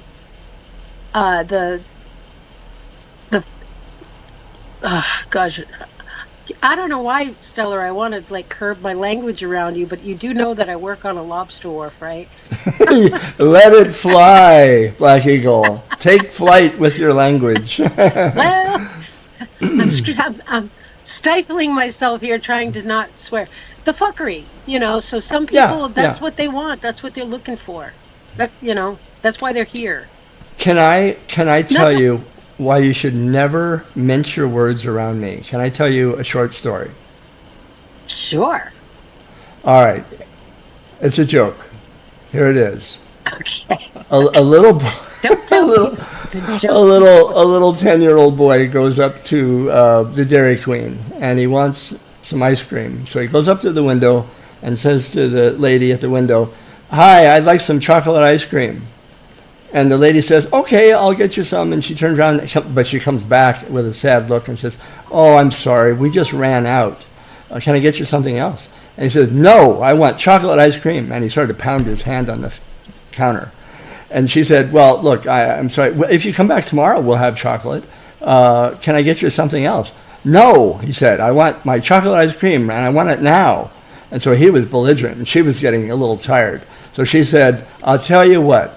And then he got a look of hope in his eyes. "Little boy, please spell the straw and strawberry." And he looked at her kind of funny. He says, "Well, STRAW. "Good." And the woman said, "Good, little boy. Spell the pine in pineapple." And he goes, "Okay, if I get my chocolate ice cream, PINE.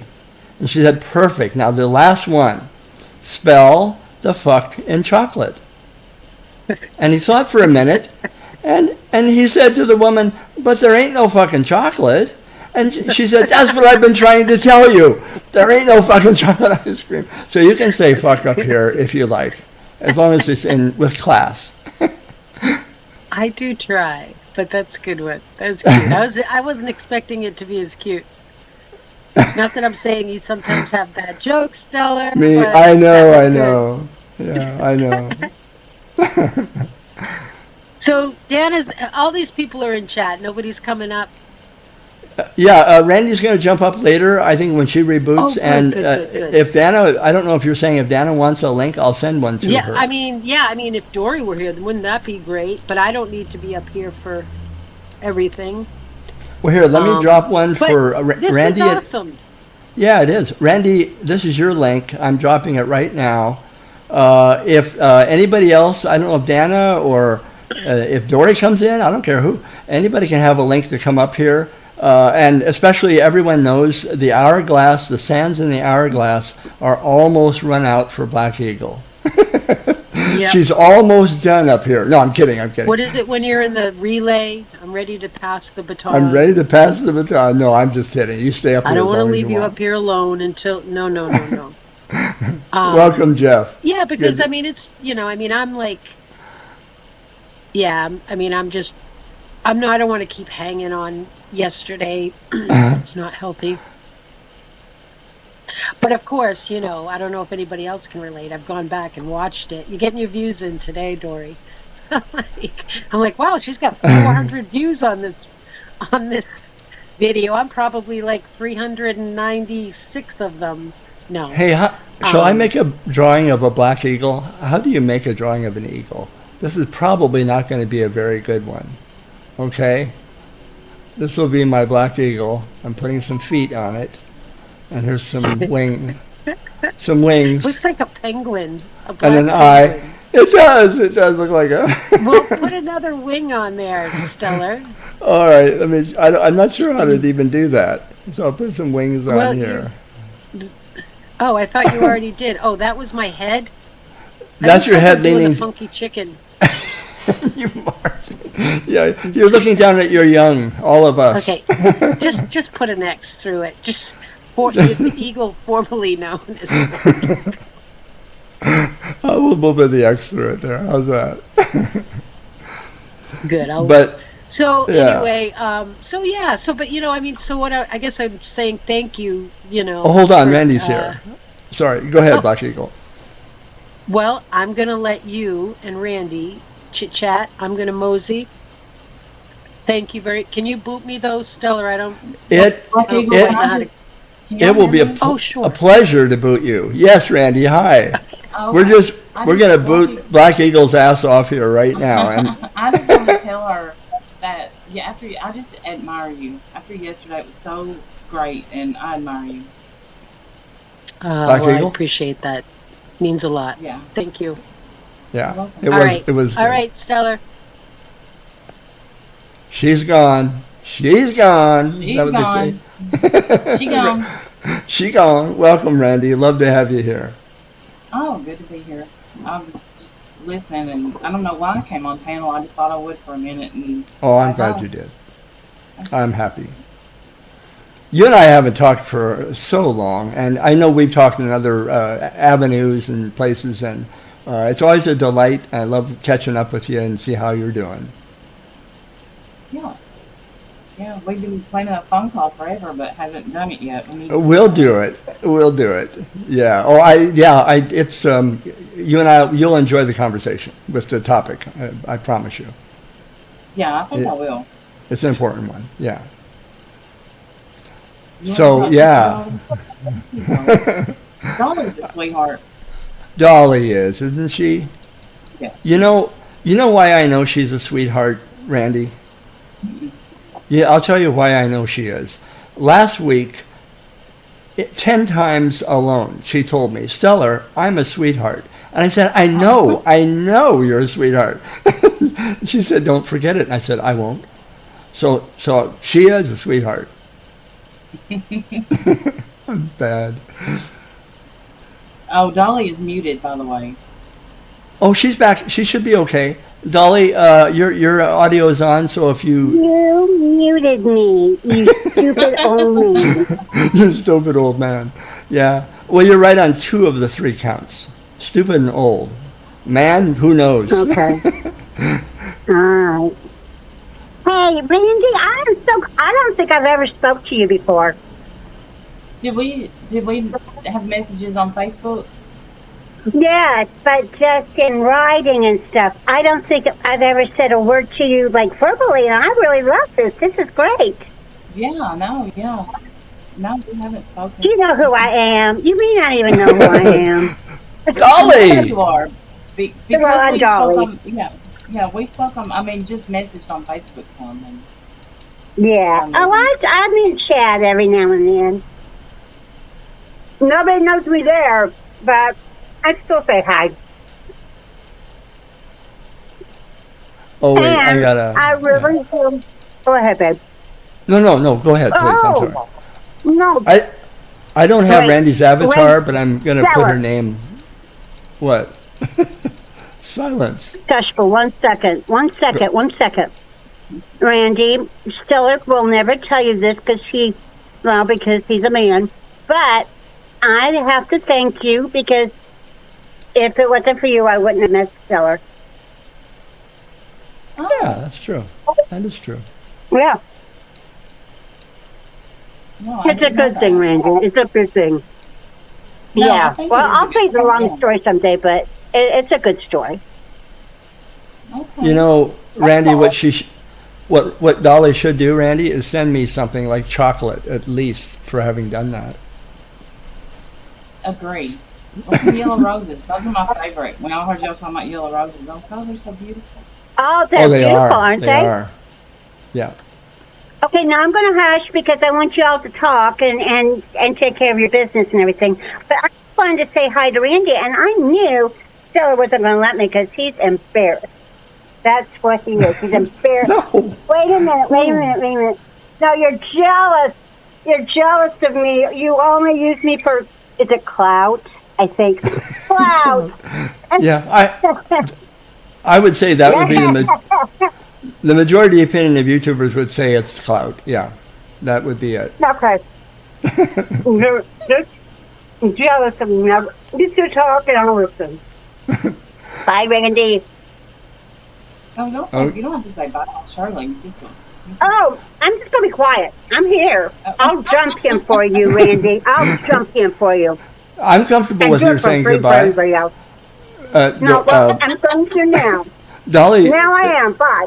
bye is fine. I love you. Bye. I love you too. Isn't she delightful? She's so she's sweet. And I'm glad she's up on panel because I know she was shy, for a while. Exactly. It takes Yeah. a lot to come out of that. It does. It does. Even if you haven't live streamed for a while, did you find that, Randy? Sometimes like, okay, I'm getting back into live streaming.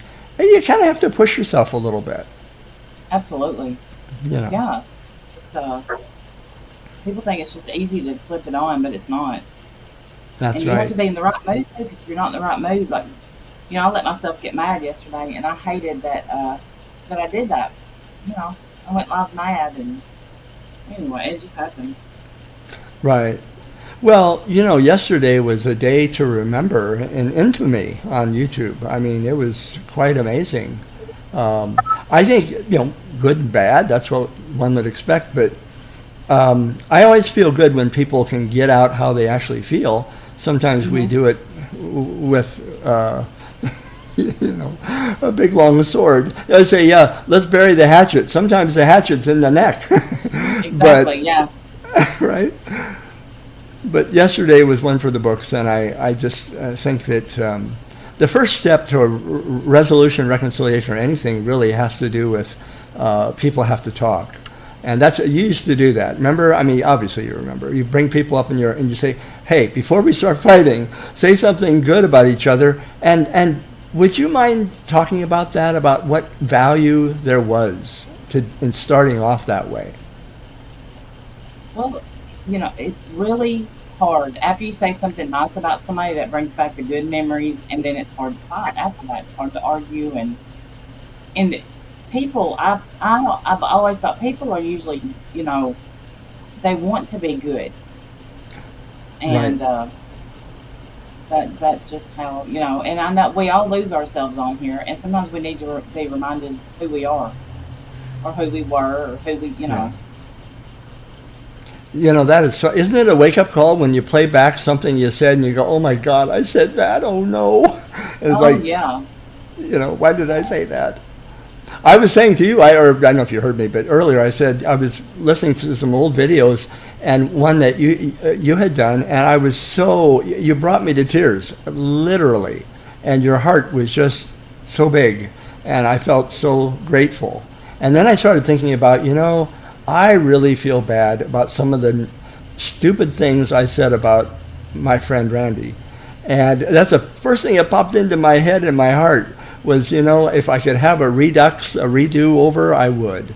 And I think maybe we all would, and try to start off on a different footing. yeah. Yeah, I feel bad. I always feel bad when me and you would argue. I always felt bad after, and I always hated that there was no resolution. And now I feel like we're at the end of it. Thank goodness. Yes. Yes. And the good thing about me is I have such a bad memory. Whatever you said, I don't remember it. So I am too, Randy. Yeah. so, I am too. Yeah. As too much, you go back through all that old stuff, it's just not worth it. But I honestly don't remember 90% of it. I just know that we had bumps in the road, but the beautiful thing is you and I are talking, our friendship is rekindled, and I just feel so good. And then the bonus is Wendy. I'm so glad, and I even mentioned Diane. I hope that she and I talk. I'm looking forward to it. That's the direction of our future. If we can't get along here, we'll never get along up there in eternity. We got to start here. Exactly. And I think it'll be great that one day we could possibly all hang out in heaven together. I do. I was thinking about that earlier. Yeah. And we will. We will. I no doubt about no doubt. Cheesy that sounds to people, I know, but that's where I'm at right now. The older we get, the more you think about it. That's right. And I don't think it's cheesy at all. I think you make a strong point. These lives are brief. I'll be 76 years old in December, and we don't know from one day to the next what we've got. So as I get older, like you just said, I think it's precious, and the rest of our lives, I believe in my faith, it will always be there. But this life is important, and the things we say and do are important. And it's I always say Earth School 101. We're learning. We're here to learn and love. And it's painful sometimes, but in order to sometimes overcome that, what a beautiful moment. And I think when we look back on our lives, we'll say those are the most cherished things, is when we overcame obstacles, especially in friendship. Yes. Mm-hmm. I can think of some people I have not done that yet with, Randy, and I want to. And I think that day will come. But again, it's a very delicate thing. Friendship always takes two people. It's like cliff jumping. You jump, but you have a parachute. Your friend packed your parachute, and you packed theirs. We have to work this out together and trust each other. And friendship is a challenging thing. Yeah, it is. But it's rewarding. I love. Yeah.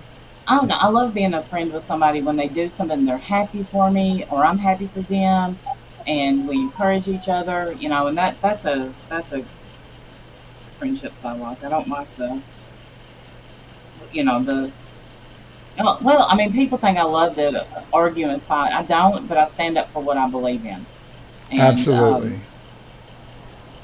And look, even people who disagree with me, I respect.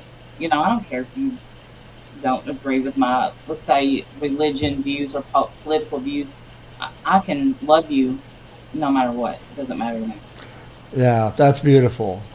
And one way of loving is forgiving. And when we forgive, we're actually doing something really nice for ourselves, too.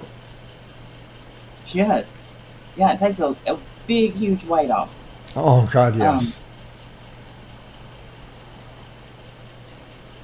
Yeah, yeah, it Jeff, really you does. was awesome yesterday. Jeff was really awesome on that panel yesterday too. Just and I don't want Yes, to embarrass he you. was.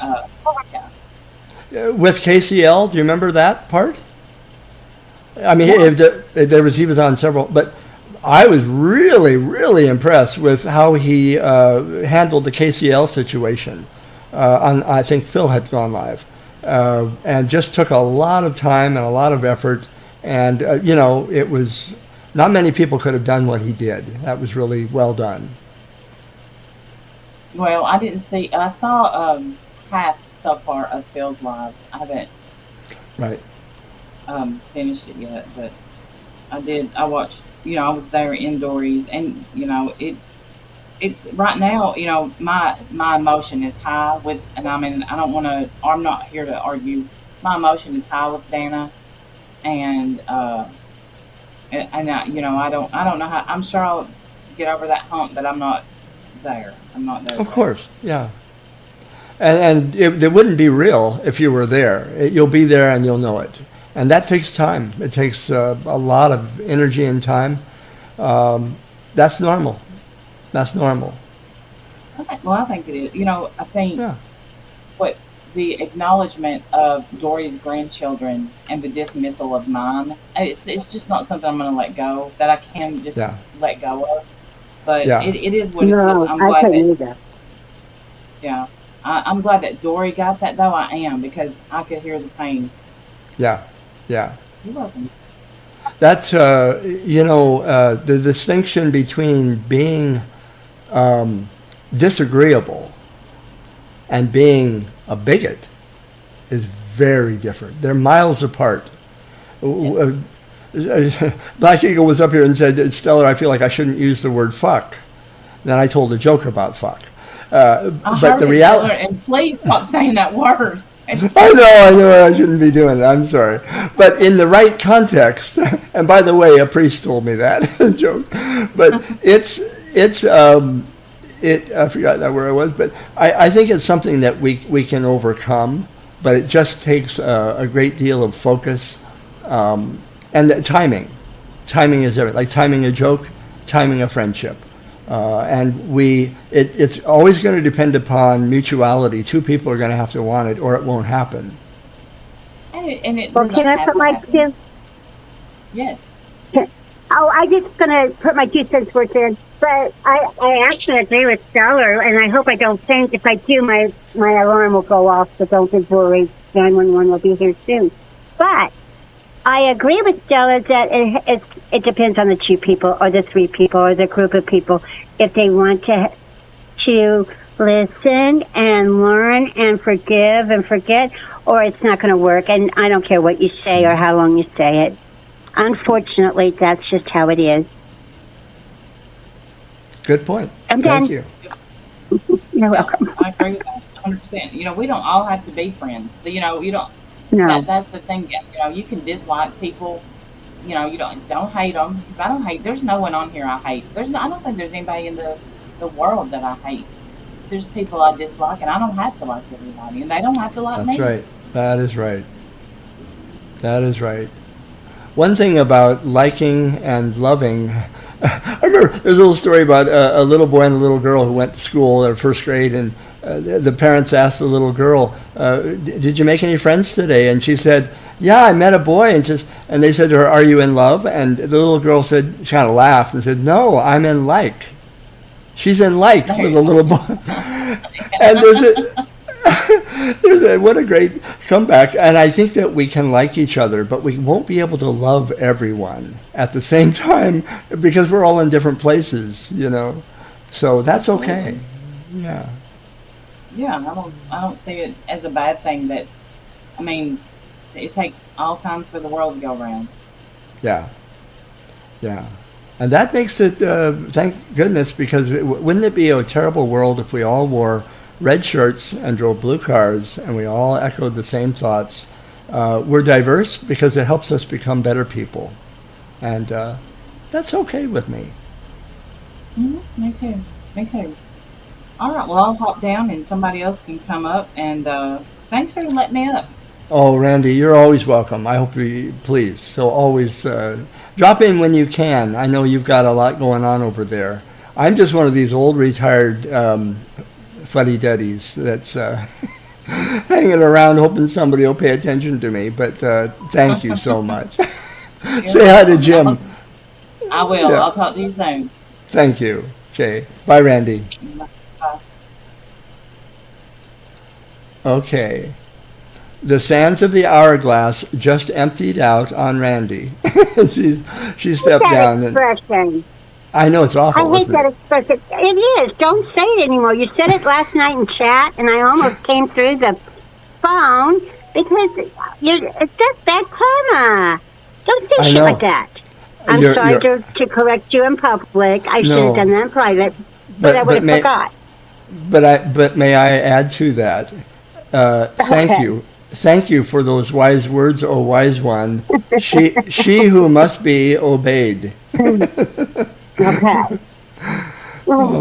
She who has the most patience in the whole world and would never ever yell at you for any reason whatsoever. Well, yelling will get the attention, but it also, they always say when people are fighting on a panel, it's not that the loudest person wins. The loudest person is only the loudest. Is not necessarily gaining many points, but yeah, you got my attention. Thank you. Well, you're very welcome.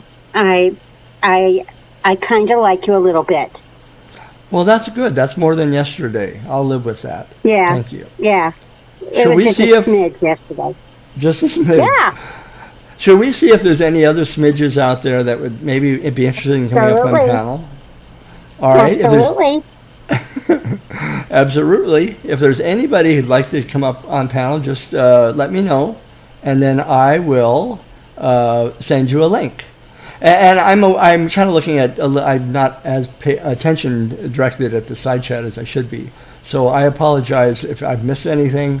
I'm trusting anybody with a wrench will take care of trolls and whatnot. And my only hope is for politeness. I really do. I hope that we can be polite to each other. The Dalai Lama said his whole religion was one word. He said his religion was kindness. If we can be polite and kind to each other, I would absolutely love you until eternity, which is a long time, by the way. That kind of goes on and on and on. Damn straight, Black Eagle. Damn straight, girlfriend. What'd she say? She Don't said that I'm the best person in the world. Yeah, well, that was close. But she actually said, don't leave Dolly and Stella alone or all hell will break. That is, how did she know? How did she know? I don't know. Our phone has bugged. I knew it was. I knew people were listening. It's that damn Alexa you have in your living room. I know. She has a big mouth. When people learned I had an ALEXA, they used to have fun with me. They would say stuff so that I would hear it on panel, so that ALEXA would hear it. And I have bought umpteen numbers of big screen TVs. I have ordered private toiletry items that I should never have gotten, and they've all been, yes, this is true. Not quite, but almost. Well, she doesn't like me, and I have done nothing to her. Jeff You're the one who always says, silence, woman. That's what you say to her, too. I mean, neither one of us like you when you say that. Jeff says, he's chiming in with something. Jeff says, don't call Dalai Lama. That is right, because I used to always call you Dalai Lama, Lama, and then that got kind of old and corny. So yeah. That is right. So, yeah, the road to the best is achieved by looking at the worst, but the road to the best is never followed if we use the approach of taking the worst approach. We have to really temper what we do. I tried to make it clear, and I'll put it up here on the screen. I hope this will come up. Dori, this takes me a long time. I'm using my mouse. If I had another device, it would probably be faster. Use your finger. No, I don't have that type of screen for this. This is a special program. Dolly is Dori rather. Dori is loved. And I mean that. And you're welcome here, Dori. I hope that this hasn't been anything too horrific. A good friend will bring out the best in you. And I think that when we challenge each other, that's to bring out the best, as long as we do it in the right way. Try to be positive as much as we possibly can. And we don't want to pile on people. We want to be kind and respectful. And that's the best place, I would say, to start. Peace is not an end point, it's a journey, right? Everybody's heard that. So in order to find peace, we have to walk peacefully amongst each other. I know we all harbor a lot of hurt and brokenness and woundedness. I've hurt people. I apologize. There may be people I have hurt that well, in fact, I was going to share a little something. This is very self-serving, I'll say it. Very self-serving, and it's self-aggrandizing as well. A couple of days ago, I just learned this from a friend who called me today and said, about 2 days ago, someone talked about you, Stellar. And I said, oh no, I cover my ears. And they said, yeah, they were talking about how you loan money, or no, you give money to people, especially women, and then you hold it out against them or try to manipulate them with money. And I thought, oh no, that's like 3-4 years old. That can't still be going around. A lot of times what we say will remain in the field of hearing until we echo something brand new. And my dear friend Randy made a video which was absolutely lovely. And I'll tell you why it was outstanding, because Randy said something and took ownership of something, and it was, I have it ready to play. I'm not going to play it. I would ask her permission. But it was something so beautiful, because it was something filled with absolute vulnerability. Randy was vulnerable, Randy was honest, and Randy was able to take responsibility for, they say the hardest things in life to do, 3 things, is say you're sorry, is to take responsibility for what you say, and to love the poor, love the loveless. And those are very difficult things to do. And Randy was able to do that, and it just uplifted my heart. We can all do that for each other. We can all do that. And the ironic thing is, when we apologize, and I need to apologize to a lot of people. I tried to do an apology today, a little bit of one, to Randy, for things I've said that hurt her in the past. And I mean that from my heart. The interesting phenomena that happens is when we apologize, the rest of the world sees us as a better human being. People are clamoring for us to be real and to be honest. What a wonderful thing that is, when we can be honest about the things that we've done. That's the best place to start. And there's not a one of us on here that hasn't created a problem for someone else. And it's a beautiful thing when we say, sorry, I'll take responsibility for that. I said that. I was wrong, and I apologize. And I've been hearing that in the last few days. Everybody looks at us in a better light because we have been honest. I love that. Never think that people are going to make fun of you when you take responsibility. Now they're going to see you as an adult, right, Dolly? I'm going to agree with you because it's extreme. Oh, you don't have to.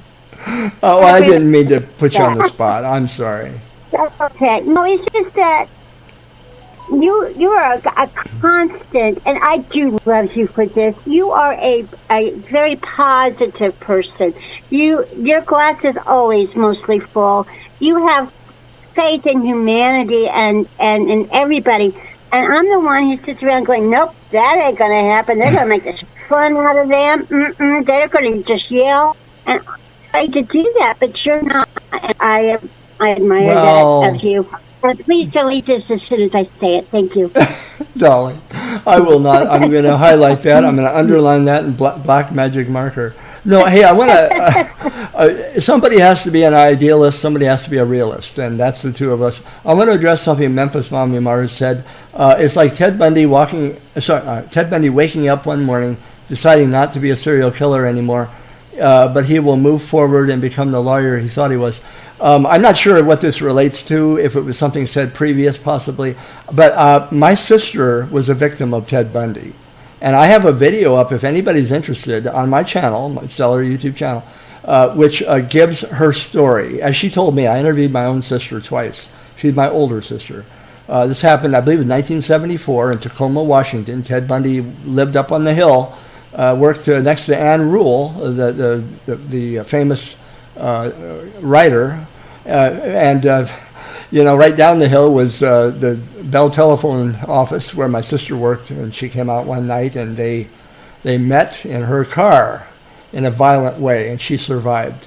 But that story, I just wanted to mention that because you're mentioning Ted Bundy. When it comes to people who are mentally deranged, who have psychological pathology, who have disequilibrium in a severe way, we're not going to expect one day he'll become a lawyer. And that sounds like you obviously know that, said with facetiousness, but it is a reality. We all face something to overcome.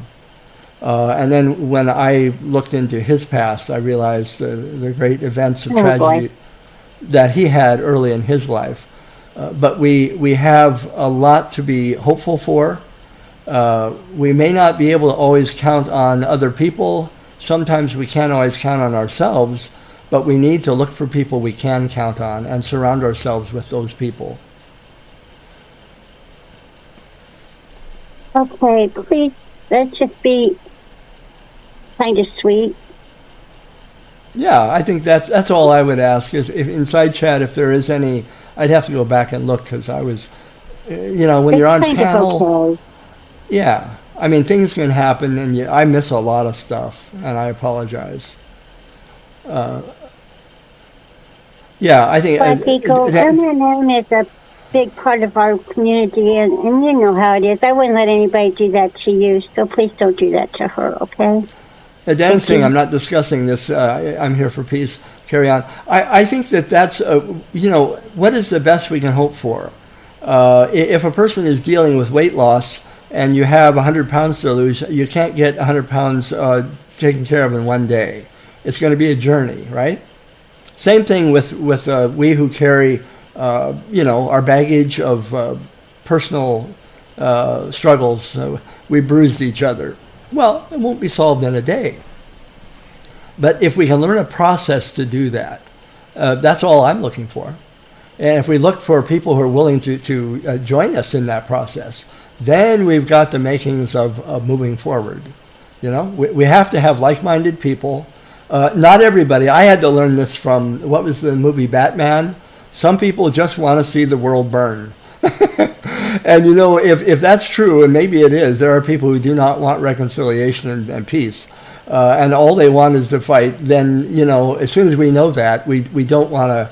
Scripture says, "Shake the dust from the bottom of your feet and move on." There's no point in wasting your time. You have your time better served by moving on to something else where you can do some good. So when those I hope they're rare occasions happen with people, and we're not going to accomplish anything, it is probably time for us to selectively make a decision to move forward. But I do. I try my best. Honey? Yeah. Honey, give Janie a link. Oh, yes. Janie, hold on. Okay, I think this is your link, Janie. I'll put your name next to it. Okay, check that one out. Oh, wait a minute, Janie. Let me give you a different one. All right, Janie, never mind that. Let me take that off the board. That's let me get you a different link. We'll bring you up. Sorry about that. Copy a link. Janie, you are number 68. The year I graduated high school. 1868. Okay, Janie. This is your link, Janie. That should work for you. Okay. Sorry, Dolly. Go ahead. Oh, Oh, hell, you know I won't remember that far back. What was I saying? Do you have any clue? Yes, I do. You were saying it was very no. You were making a very important point about Stellar and some of the things that he had to say that were worth listening to. I think you were going on along that path. I think I was too, and I couldn't come up with anything. You couldn't come up with anything. Oh, work with me. You don't pay enough. Okay, I know what I was going to say. What? How long have we known each other? I'll tell you because you're a man and you don't know. A year. How many times have you said, hey, let me give you some money? Not once. So what's wrong with me? Why don't you buy me off? That's like I buy all the other women off. Yeah, that's a good. Because you are priceless. I knew there was a good reason. Wasn't that a good response? That was really good. I'm really impressed. It was my first attempt, and I just lucked out. Well, I will write it down. Write that down. We'll just keep this up. Keep this down. Okay, I'll write it down, but keep this, because, I'll forget that I said something nice about you. Or you said something nice about me, which I can't even remember what it was now. But someone was nice to someone. Right. That's all hey, I just want to remind Janie Bobaney, your link is there. If you see it, if you don't, I'll send a new one, or I could send that one again. Evelyn, let me answer Evelyn. Seller, are you saying that if we're going to stand up for ourselves, you want? No one leave. Stand up for yourselves. I'm just saying, what was it? How is it put in Scripture? Well, it's sort of like, hate the sin but love the sinner. Be angry, St. Paul said, be angry but do not sin. We can be angry. We can stand up for ourselves. That's what I'm trying to do today myself. But do it in as loving a way as humanly possible. No, do not leave, please. Okay. Well, maybe after you speak with the person in back, which I can't remember who it was now, but maybe you can invite someone up again, and everybody can. I know it's scary to have people yell at you and be nasty to you, but sometimes just forget what I'm trying to say. Maybe just read Evelyn, okay? Oh, you're doing fine. I think the idea is, how well. Welcome, Janie. Hi. Hi. Am I here now? Yes. Okay. Go on. Well, I want you. The only thing I can say. Oh, goodness.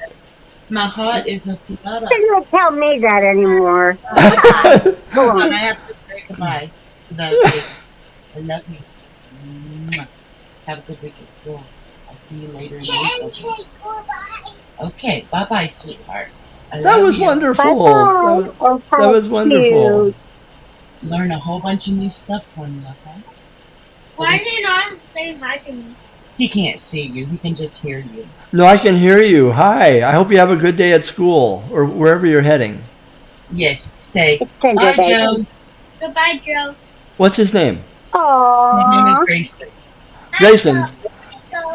And Goodbye, Grayson. Goodbye, Grayson. And Serenity's here, too. Serenity, hi. Isn't this great? Okay, have fun. I love you. You need to go. I know. Hit the road. Bye, sweetheart. Hit the road, Jack. But come back. Aww. Have fun. Okay. Oh, no, you're fine. I got to address Memphis Weimar. Sorry, I pissed at the word. Bitch, fuck, asshole, files off the tip of my tongue. I apologize for that. So, no. Look, I'm not the moral screener of society, and I'm good with. It's what we're using the words for. That makes all the difference. But people can use the same word, and it can be vile. People can use the word love, and it can be said in a way that's destructive. So it's not the word itself. I just want people to make an honest attempt to try to make progress. I didn't even think I would be doing any of this today. I just came in to try to clear the air with Dori, and I don't know if she's here or watching. I hope that Dori knows. That's why I put up there, Dori is loved. And she is. And I wish her only the best. But I can't give her my best friendship until I reconcile with Dori. And if she wants that, I want that too. Now, can everyone else who has problems with, there's a lot of woundedness. People bruise each other with words. We won't overcome them immediately. We'd be naive to think we would. This is going to take we'd have to have a real effort to want to do that. I don't know if everyone wants that today. But if anything, I want it with Dori. That's my point today. That's very good of you. There's a couple of people that, I've lost along the way, and maybe I would like to say something. But, for the most part, if I do, I call them. I call them and I try to take care of it. If I don't, well, then I guess, not to say that they didn't matter, but, evidently it was not, you know what I'm saying. I'm not saying it very well. I'm going to mute myself now. Good night, Gracie. Good night, Gracie. That's from Alan and Gracie. Gracie Allen and, oh golly, what's his name? Whoever it was. They were a tag team comedy group. Jonathan, welcome to you. Glad you're here. Good to see you. Well, look, what's happening with me, I haven't even reconciled with Dori. She may not like what happened today, and she has every right to not be on board with it. But I'm doing this for me, and I'm hoping that it will register, and if nothing else, maybe it'll register with someone else. I think that's why Randy did her streams, asking people, start out with something positive. If we can do that, now I know we have to dig deep down inside of our soul to come up with something positive, when the last thing we want to do is be nice to certain people. But that's what Abraham Lincoln called the better angels of our nature. He said, if you listen to the better angel of your nature, you'll get somewhere. There are other angels we're listening to, but we have to really dig deep down to listen to those angels. And that's what I'm appealing to today. Good to see you, Jonathan. Randy said, I'm not trying to argue with you, Dana, but you're not only, I can't even see. My eyesight is so bad, but you not only agreed, but defended 141. And it was less than a month ago. Okay, that's a little history that I'm not familiar with, so I can't really comment on. You want me to read for a while for you? Do you want me to read for you? Well, that would be lovely. Where did you left off at? 141. You know what? I'm on my phone, so I don't have thank that. you, Jonathan. Thank you. Oh, no, that's okay. Oh, I thought that. Okay, no, I got it. You can count on me. We're friends, okay. Right? All right. Last time I'm I not checked. trying to argue with you. Well, you'll find out after the show. I'm not trying to argue with you, Dana, but you not only agreed but defended, and now it's less than a month ago. Dolly, your voice is so sweet. You know that. Fine. It's really graspy. I've had a sore throat forever. Angela, Jamie, it was practice. And it really was. Jonathan, hi, Jeff. Trisha G, welcome to you. Jonathan. Trisha G came in. Hello. Am I still here, by the way? Oh, Tennessee Truth. I haven't talked to you in forever. Welcome to you. Tennessee Truth is here. Sorry, Dolly, go ahead. Hi, Tennessee Truth. Am I and still Trisha here? G. Oh, yes. Janie. Janie, He didn't know you. Dolly gets on a roll, and she is just beside herself. In fact, there's two of her right now. But please, Janie, jump in. Oh, well, that's okay. I just had so much going on and didn't know if I was even still in the conversation. No, I love you. Please, jump in. Please. Okay, well. He tells you he loves you. Huh. Oh, that's very stellar. Go ahead. Dolly, I came up because I was trying to type in the side chat, and you all know my keyboard does not like typing. So, what was the point? So much has happened since then. I just wanted to say to Dana, I don't know you well, but I've heard you occasionally, and you seem like you're a reasonable and intelligent and educated person.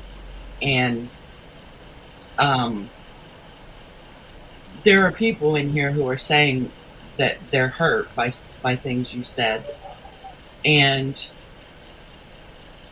you're not. It seems like you're withholding acknowledgement that something has happened. And if you don't want to talk about it right now, that's perfectly legitimate. And you know, you Right. can say, "Can we deal with this another time? Right now, I'm only here for this reason." But give them some sense that you will discuss it, maybe, because until then, they won't stop talking about it. You know that. That's how humans work. You're saying it's old stuff, but the thing is, it's still fresh to the people who haven't gotten to deal with it yet. So that's all I'm saying, is that, you know, it seems to be really withholding to not even acknowledge that you will discuss it with them maybe at a later time or something like that.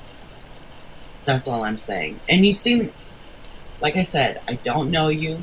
I've heard things that are, you know, that you've said that have upset me, but I also understand that you're human too, and that you're here for a purpose in this stream, and you'd like to stick to that purpose. But then expecting other people not to talk about their needs is not really fair.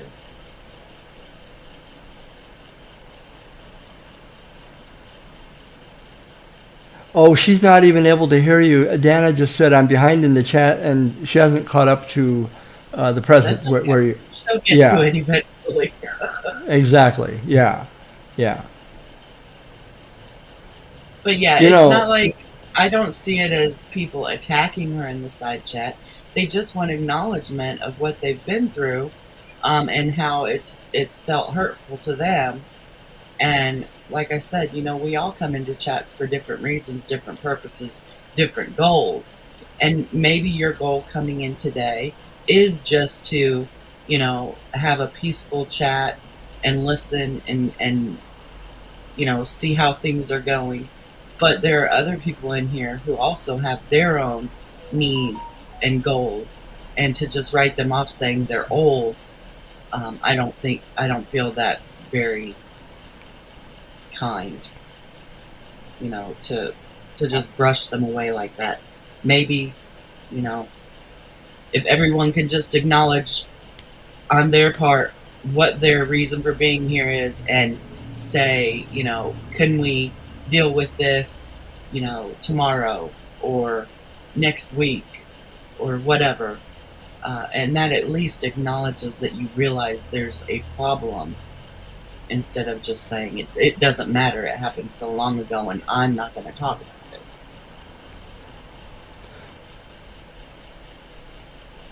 thank you, Janie. I think she might be close to caught up. She responded, Janie, respectfully, you don't know the whole history of the people here. I'm not unpacking publicly. It publicly. I'm here in peace. You know, something Dolly said earlier bears repeating. Wow.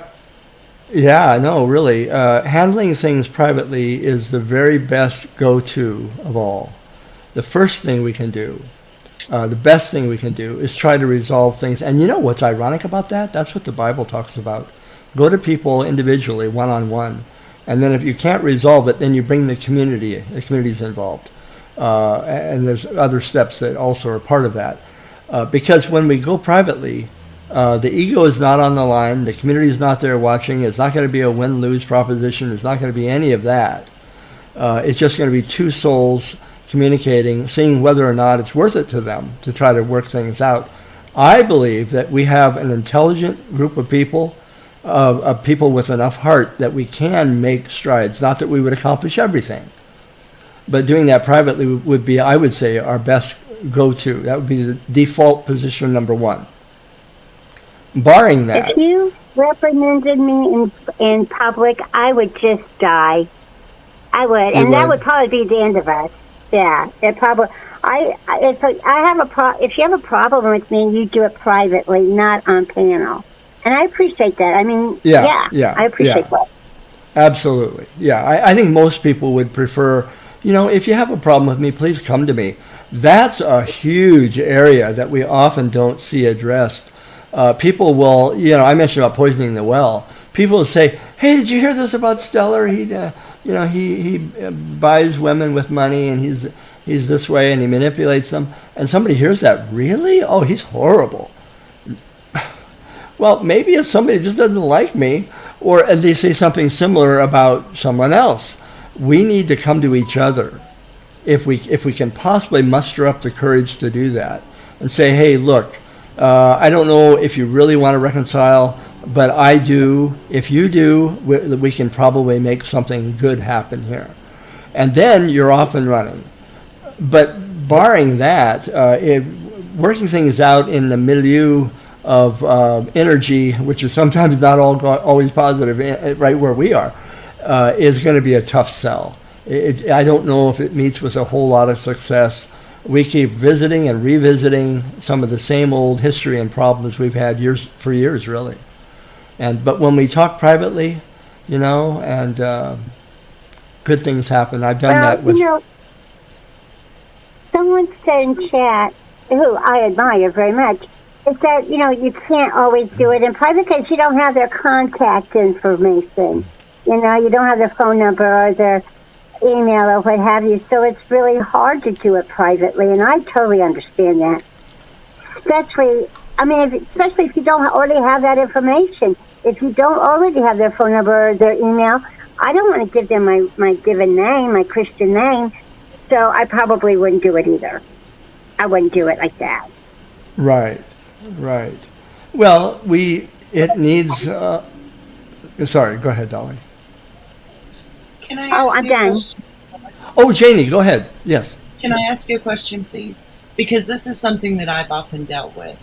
Is that with YouTube, it's difficult for me to have private conversations with people.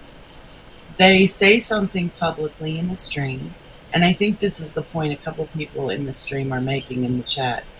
Someone will say something about you in the stream, and if you're someone like me, I don't do a lot of off of YouTube conversations. I don't have any other social media like Twitter or X or any of those things. I also don't have most people's phone numbers, and they don't have mine. So it's very difficult when you hear something said publicly about you in a stream or on a panel to reach out to someone behind the scenes. I don't even do email. So this is what I do. I do YouTube. And if something is said about me publicly on a stream or on a panel, how would you suggest that I go about doing anything privately when it's been done publicly? Yeah.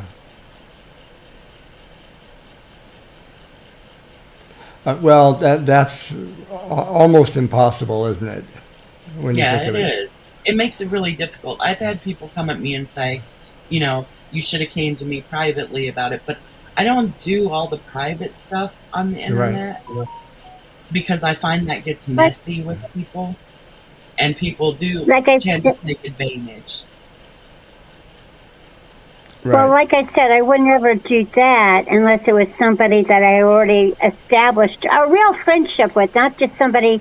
I have real friends on YouTube. Stella used to be one. Pebbles is my BFF. And, but I have their phone numbers and stuff, and if I needed them, I could call them. So those are the people, and also you have to have somebody who wants to reconcile, and if they don't, then just...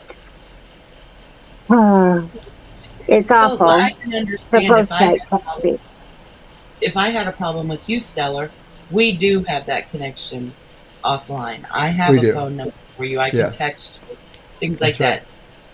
But I do hear a lot of people who say, you should have went to someone privately about that or whatever.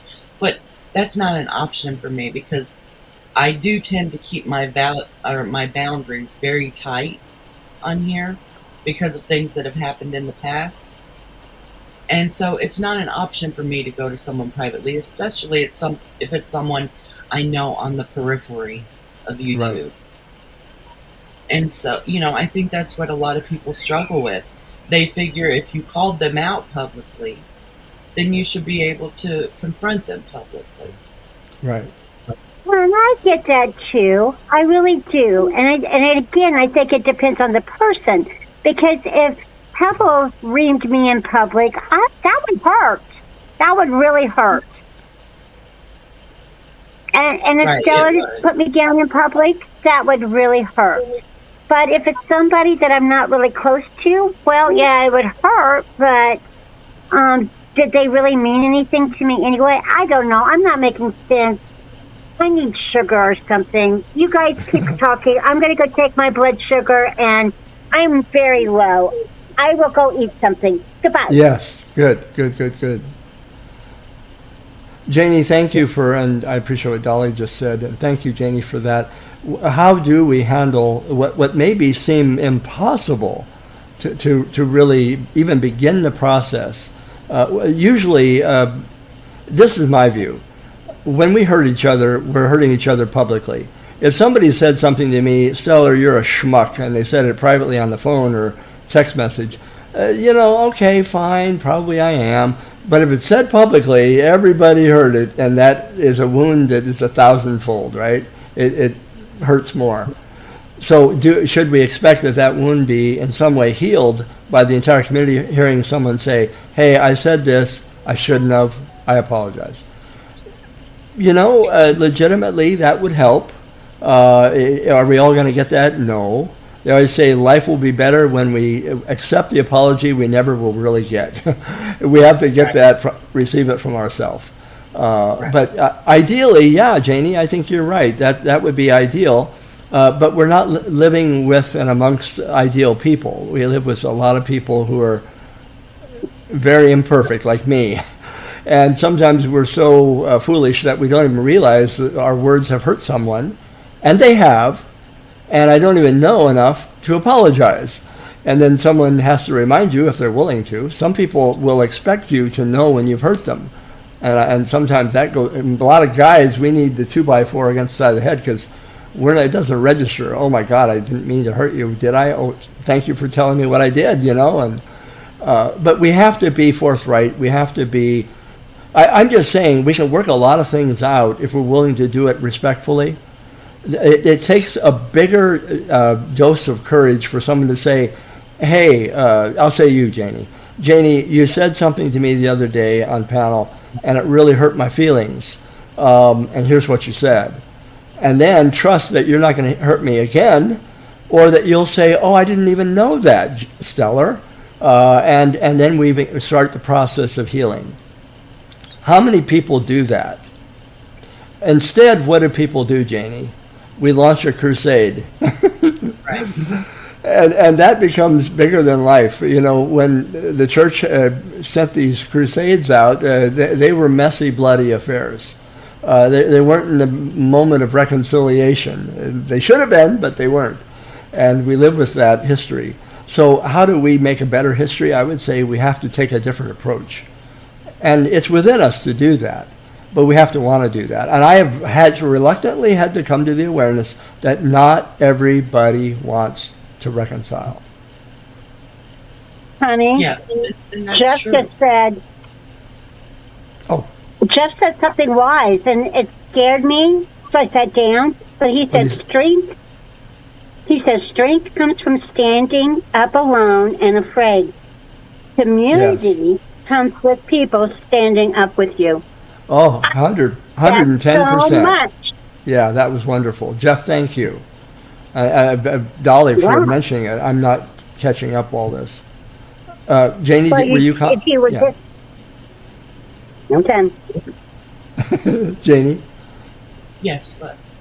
Oh, I thought you were about to say something. Oh, I was just going to say that, and I forget what you said now, but that what you said was completely right. And like I said, it's completely valid and legitimate if Dana's in here for a different reason and wants to say, I'm not ready to talk about that right now, but we will discuss it, at a later point. We can't force people to discuss things they're not ready to discuss. It's not going to end well if you continue to keep trying. But we also can't expect people who have been hurt and who are revealing that they've been hurt, Right. to just be brushed off by saying that was a long time ago. Right. Well, Well, because it's very fresh to them. exactly. Without breaking open this into 1,000 pieces, Dana was here. Dana came in, and probably not as friendly a territory as she might find in another live stream. I hope that that wasn't because of me, but I didn't want to see anybody pile on. We all come in for different reasons, but she did come in. And for her, maybe that was her first step. For a lot of other people, the first step is for Dana to apologize to them. I did see that comment, or several comments. There's a lot of us that have different first steps and what we expect from each other. We may not always be on the same page or in agreement, or this isn't all timed out perfectly. But we have to maybe look at how are other people seeing this. There's that old saying, the most important thing I learned in taking a psychology class was, we see things not as they actually are. We see things as we are. With Stellar's biases, with my incapacities and shortcomings, with my half-filled ability of perception, with all of my previous experience, yes. And I don't see what Dana is doing. I don't see what Evelyn is doing. I'm not inside their head or their heart. And that's where this is postgraduate work. We're doing postgraduate work here, people, where we really have to, as Paul said, be patient and try to open our hearts and minds to see what is happening right now. Is Dana making an attempt? Is Evelyn making an attempt? Is Jeff, Pebbles, Dolly, Stellar, every one of us making an attempt? And try to find out where that is. That's our starting point. And I don't know much more beyond that. We have to have a place to start. And Dana made a point too. She said, I don't know the history between all these people. And she's right. But as you're saying, that I don't necessarily see people as they are, but how I am, I was seeing people who were telling someone, another human being, that they were in pain, and it felt like that person was invalidating that pain instead of just saying, now's not the time, I'm going to acknowledge that you're in pain, but we'll talk about it later. Right. Evelyn, I want to just respond. I don't think she was being piled on, and I'm not sure she was either. I didn't get a chance to read the whole. I'm just saying in the uneventful situation, if that did, it does happen sometimes in some places. It hopefully didn't happen here. My hope was that people would be respectful and kind and give each other a little bit of grace. I love it when Randy used that term, give each other grace, and that is what we need to do as best we can. Beyond that, I'm just falling back on the mercy of God. Because I think in the midst of all of this, God's mercy is actually operative. I really mean that. It is. We're imperfect people here. Find me one perfect person. That's the whole story of Jonah going through Nineveh. Nineveh, that ancient city in northern part of modern-day Iraq, the belly and the whale, and he comes in, and he can't find. God's saying, find me 100 righteous people, find me 50, find me 10, find me one. And we really, all of us, we cannot stand on a pedestal because it crumbles beneath our feet. We're not perfect people, but we are forgiven. I was kind of watching chat, but I didn't see anything that was so rude that I would have said something. Oh, good. I did to black people, right? I will stick up for other people, and I did when I said to leave MMM alone. But I didn't see anything overly rude. Not any. It's the same thing that goes on everywhere, but it wasn't crude or bad words or really bad name calling. I didn't see that. Thank you, I think everybody was just saying how they felt. Good, good. But you could go and look when Pat comes back up tomorrow or whatever. You could go look for yourself. But Dolly, you have yes, spoken. Garrett. I You know. have, Why did you guys are sick of me tonight? Why you did you are, invite me? you are right, oh right one. Isn't that what Johnny Oh, Carson heck. he used to say that to Ed McMahon. Ed McMahon would say it to Johnny, you are I right, don't oh think it right was one. right. And Johnny I would don't think say it was back, right. Johnny would say back to Ed McMahon, you sure know where your paycheck's coming from, don't you? And he I did. And he did. think probably why it wasn't. Okay, go ahead. I'm going to load my dishwasher. Okay. Before I jump down, I just want to say, Dolly and Stellar, thank you so much for speaking to the kids. They don't understand what I'm doing sometimes when I'm in here.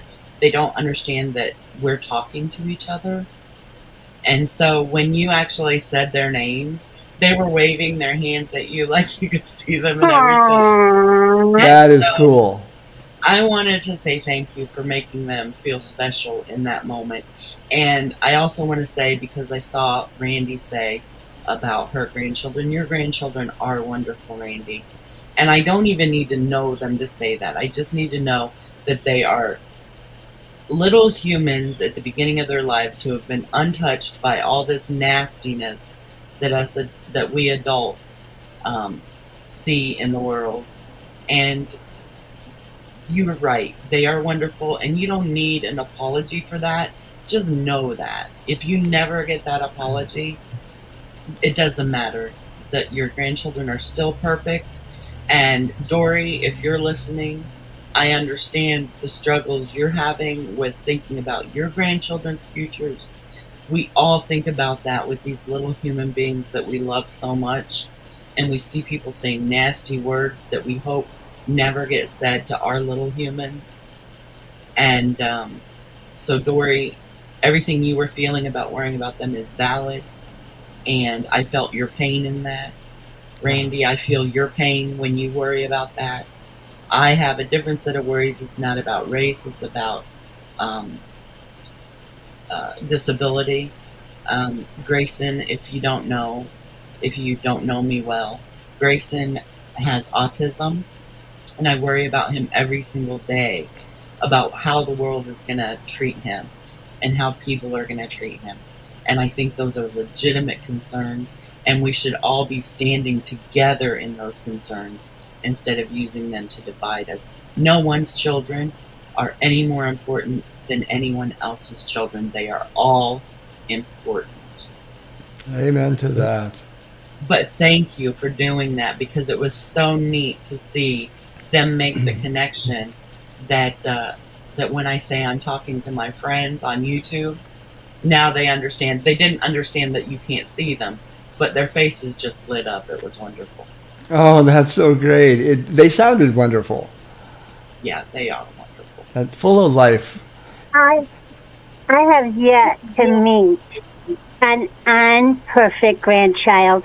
I'm telling you, every grandchild I've ever met in this entire universe has been perfect. And I can say I will swear that in court. All Absolutely. right, so I'm gonna jump down, but thank you for letting me come up. And Oh, again, thank don't you. jump down because I'm leaving. I really am leaving. He doesn't want me. Janie, you stay because I really do have things I gotta do. Okay, I'll Janie, stay for a couple minutes, Dolly. all right. Janie, you know what they say about the sands run through the hourglass like the days of our lives. Shut it, Yes. Stella! Shut it, Stellar. Shut it! I mean it. Say that one more time.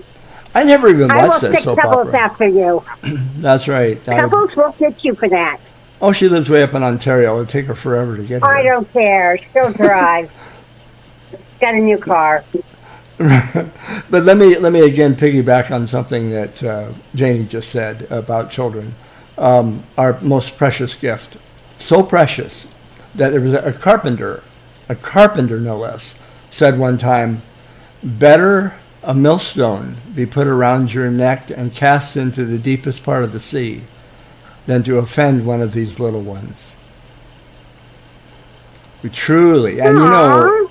well, what Scripture scholars interpret that and say, you know who he meant by his little ones? His own children, his followers, those who were following him. Now that's the majority opinion of Scripture scholars, but there's nothing more adorable than the little carbon copies of us. Yes, they'll grow up. They will have a mind of their own, but they are truly precious. We should never forget that. And they come in all sizes and packages, like a rainbow, with all types of colors and beauty. And we have to learn to love them unconditionally and be grateful. You know, children, I always said, like, be careful about what I'm about to say now in my own family, but every parent should tell their children when they're grown up, thank you. You know why? Thank your children, because your children help to make you the best person you are today, because of all the patience and love required and effort put out to raise that child. That's the gift they're giving back to you to start off with. Just the first one. And when you think about it, most people, when they have their first child, aren't grown up themselves. You know, they're 20, 21, 22. You're still not fully grown. And so as you are growing your child is growing you as well. They're teaching you about life. Absolutely. Absolutely. I mean, you know, the first thing Go ahead, Dolly. I waited to have kids till I was older, later in life. I didn't get married or have kids till I was 16. Yeah, you did I'm wait. old maid. You were old. I did. It was worth it. I mean, the patience I only got to have 9 kids before I went through menopause. I was really worried about it. People don't realize about Dolly. She raised 9 children in a shoe. She was in a shoe. Yes. A large shoe, but in a shoe. A 6-bedroom, 5-bath shoe. Yes. That's good. Yes. Dolly, you're wonderful. I know. Janie, you too. You're wonderful as well. I know. No, I'm just thank you. Thank you. That was good. Evelyn says, Stellar, there's a popular psychologist who talks about that, how children are born with everything they need, and how a child's primary job is to teach a parent about themselves. I did not know who that is. If you ever run across the name of that one, I would love to know who that is.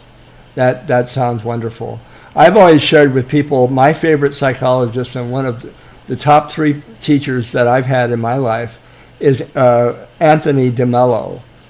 He's a trained psychiatrist, a Jesuit priest. He has passed on, but he did great work at Fordham University. And you could Google. You could. Yeah, you could just search his information, search his name on YouTube, Anthony DeMello. He's from India. Well, what a remarkable human being. We have so much to learn from each other, but starting with our children. Well, when you have young children around you, you are reminded of parts of yourself that you haven't been in touch with in years. Like seeing what I did today when you said their names and said hello to them, and the way their faces lit up. Oh, good. I haven't been in touch with that part of my wonder for so long, that they made this connection between these people. You know, I don't know if they understand that you're clear across the country or whatever, but that they were part of something and acknowledged, and it was like magic to them. You know, like when Miss Peggy, I don't know who your romper room lady was. Mine was Miss Peggy, but when she would say my name, it was like, oh my gosh, I exist in her world, you know? Exactly. That wonder of it all. How does that work? How did they know I'm here? I had the most influential teacher in 4th grade. Her name was Sister Cecilia, and she used to carry a foot-long steel-edge ruler inside of her nun outfit. And she would whip that baby out, and the first lesson we all learned was respect. I'm being Oh, silly. imagine. And fear. Don't forget. Fear. But no, we have other ways, better ways. But I mean, I just think that the raw material we have within the human condition provides us everything we need to do, even if we can't reconcile. And most certainly, we won't be able to reconcile with everybody in this community. But we can reconcile within ourselves to be able to be at peace with maybe not having everything 100% reconciled. Sometimes we have to aim for that, and that is as far as we will be able to achieve. And that's okay, Jesus left this earth forgiving people who were actually putting him to death. Forgive them, Father, they know not what they do. I mean, he didn't accomplish reconciliation with everyone. That would happen later, which is interesting because he said forgive them because, if they did know what they were doing, they never would have done it. And that's what you and I and every human being, we are not completely 100% in command of awareness of what we're doing. Forgive them because they don't know what they're doing. And remember that when we hurt each other and we bruise each other with words. Remember that. Right. A lot of times when we say things, we're saying it in ignorance. And we don't even realize. Somebody said it the other day. They were talking about, we don't realize the pain some of these people are going through right now in their life. What is Dori going through in her life? What is Evelyn, Dana? What is every one of us going through? We don't know. And that should give us pause to take a whole different approach. Sorry, Janie. Oh, you didn't interrupt me. Oh, was that Dolly? Okay. Jeff says children are born with all the knowledge of the universe but can't express it. As they grow, they lose that knowledge. And it's interesting you say that, Jeff, because unless you become like a little child, that carpenter said, unless you become as a child, you will not enter the kingdom of heaven. His disciples were having an argument about who is the greatest. They were adults, right? Big shots. And he said, for a motion for a child to come and stand in the middle, and he said, none of you are great until you become like this little child, full of wonder, full of innocence, full of hope. And many of you have lost all of that and more. We really do have to become childlike again. That's what is required to enter the kingdom. Well, that's a pretty big task on our plates to accomplish, but we have today and we have many days ahead to try to do that. And maybe that's what I was trying to say when I said that when young children come into your life, they open up parts of you that you haven't been in touch with in years. They do bring back that child inside of you, the childhood wonder, and you can kind of see things through new eyes, like how these things must look to them.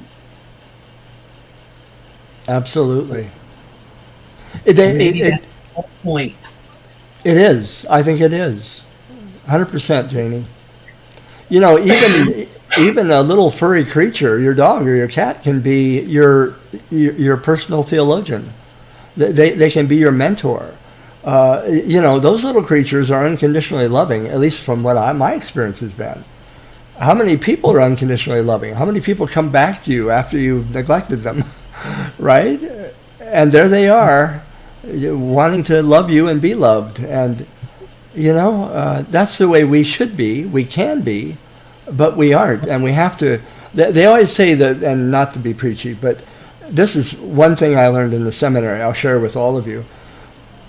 The process of human growth, of getting beyond the things that are obstacles in our way, the process is step number one. It's a process of subtraction.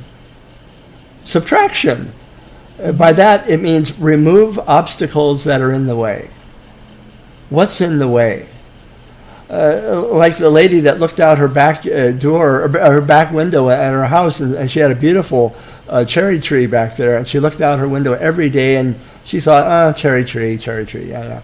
And then one day she looked out and she said, "My God, where did that tree come from?" She saw it with new eyes. If only, and we can see each other with new eyes. DeMello used to say, there's one thing we have to learn. And he was influenced by the Buddhist tradition as well as Christianity. And he said, awareness, awareness, and awareness. We have to become awoke to what's around us and the people in this world and see them with a new set of eyes. If we do that, everything will change. Things will not be the same. It's about awareness and waking up, becoming woke, truly woke. And that's not a bad thing. So when it's used at people in a bad connotation, oh, he's just woke. No, that's good. That's good. It means you're fully aware of your surroundings and what's going on around you. Absolutely. And the things we have to remove sometimes, those obstacles, subtracting, might be our anger, our resentment. It might be those words that were floating around my head that someone said and I can't get rid of them. We have to find a way to subtract certain things, and then when we do, everything will look different. It truly will. Yeah. Yeah. This has been a really good conversation. I appreciate you, Janie. Thank you for being here. Okay, do I have Dolly's permission to jump down now? Dolly? Dolly? She who must be obeyed, are you here? If she's not there, then I can do it and she'll never know. That's true too, yeah. I think she's eating. She needed to get something for her blood sugar. Yeah. But I am going to so. jump down. And hey, if anyone else wants to jump up, it's been mostly painless up here. Stellar does not. Yeah, Stellar does not bite that hard. Not that hard. So get your own link. It's wonderful. Yeah, everybody gets their own link. They're all unique. All right. Thanks, Stellar. You're welcome, Janie. Talk to you soon. Bye-bye. Okay, bye-bye. Okay, I just booted Janie. I'm just kidding. Jeff says, my son baked chocolate chip cookies. That is wonderful. That's right up there with playing catch with the first time you play catch with your son or daughter. Absolutely. That's wonderful. Now, Angela Critters probably has a absolutely knockout recipe for chocolate chip cookies. In fact, I know she does. So don't forget about her channel with recipes that are, the nice thing is they're doable. If a guy like me can do it, and I've done some of hers, everybody can do it. And she has, they're very simple, and she puts the recipe together in front of you, and the camera's right there, and she's making it, and you see it from start to finish, and it's just delightful. So be sure to check out her channel. Is there anyone else who wants to come up? If you do, just let me know and I'll drop a link. You don't have to, but if you'd like to.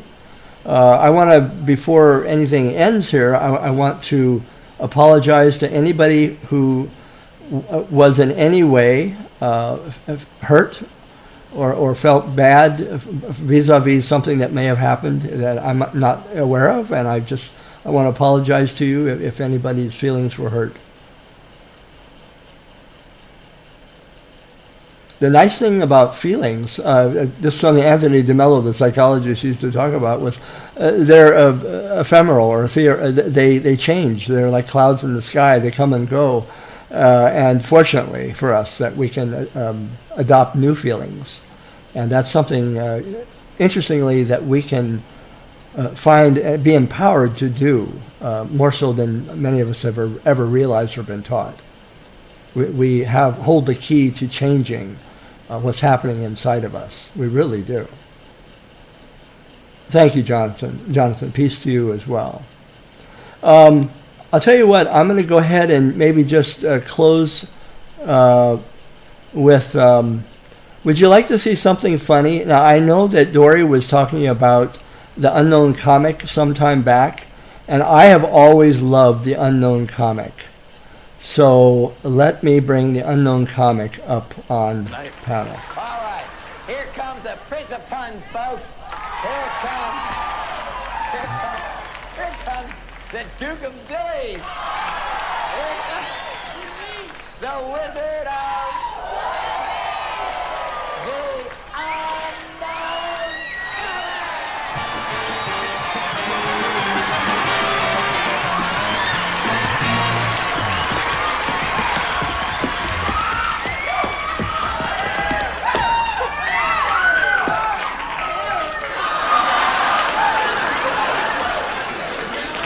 Boy, am I sweating.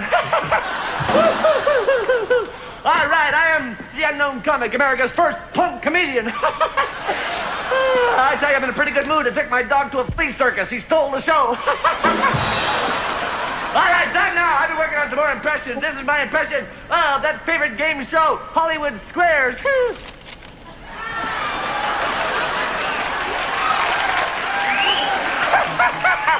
Hey, this is Peter Marshmallow here, and our first question goes to Paul Lynn. Paul Lynn, how do you keep fish from smelling? You cut off their little noses. Hey, you want you no good name? This man would be pregnant. Hey, Chucky baby, get rid of this broad, will you? May the truth be known about the unknown comic. Hey, Chucky baby. He's the father of this baby. I'm the father. What are you kidding?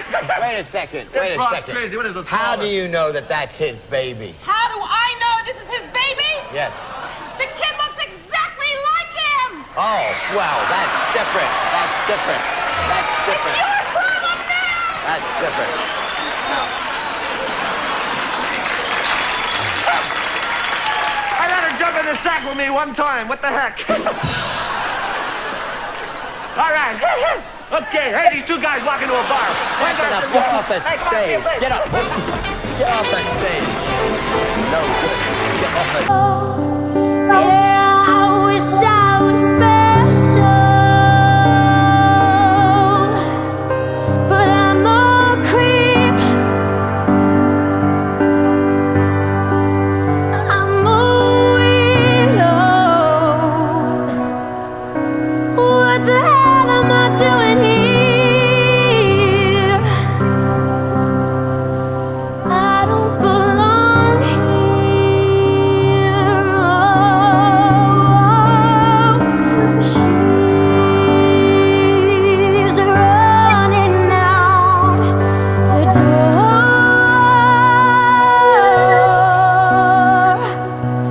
She's running out. She's run, run, run,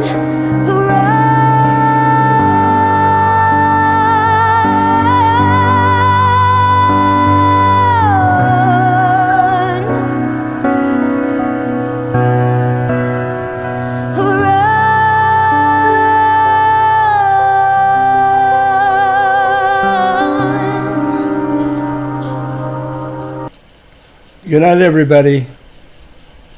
See you on the YouTube highways.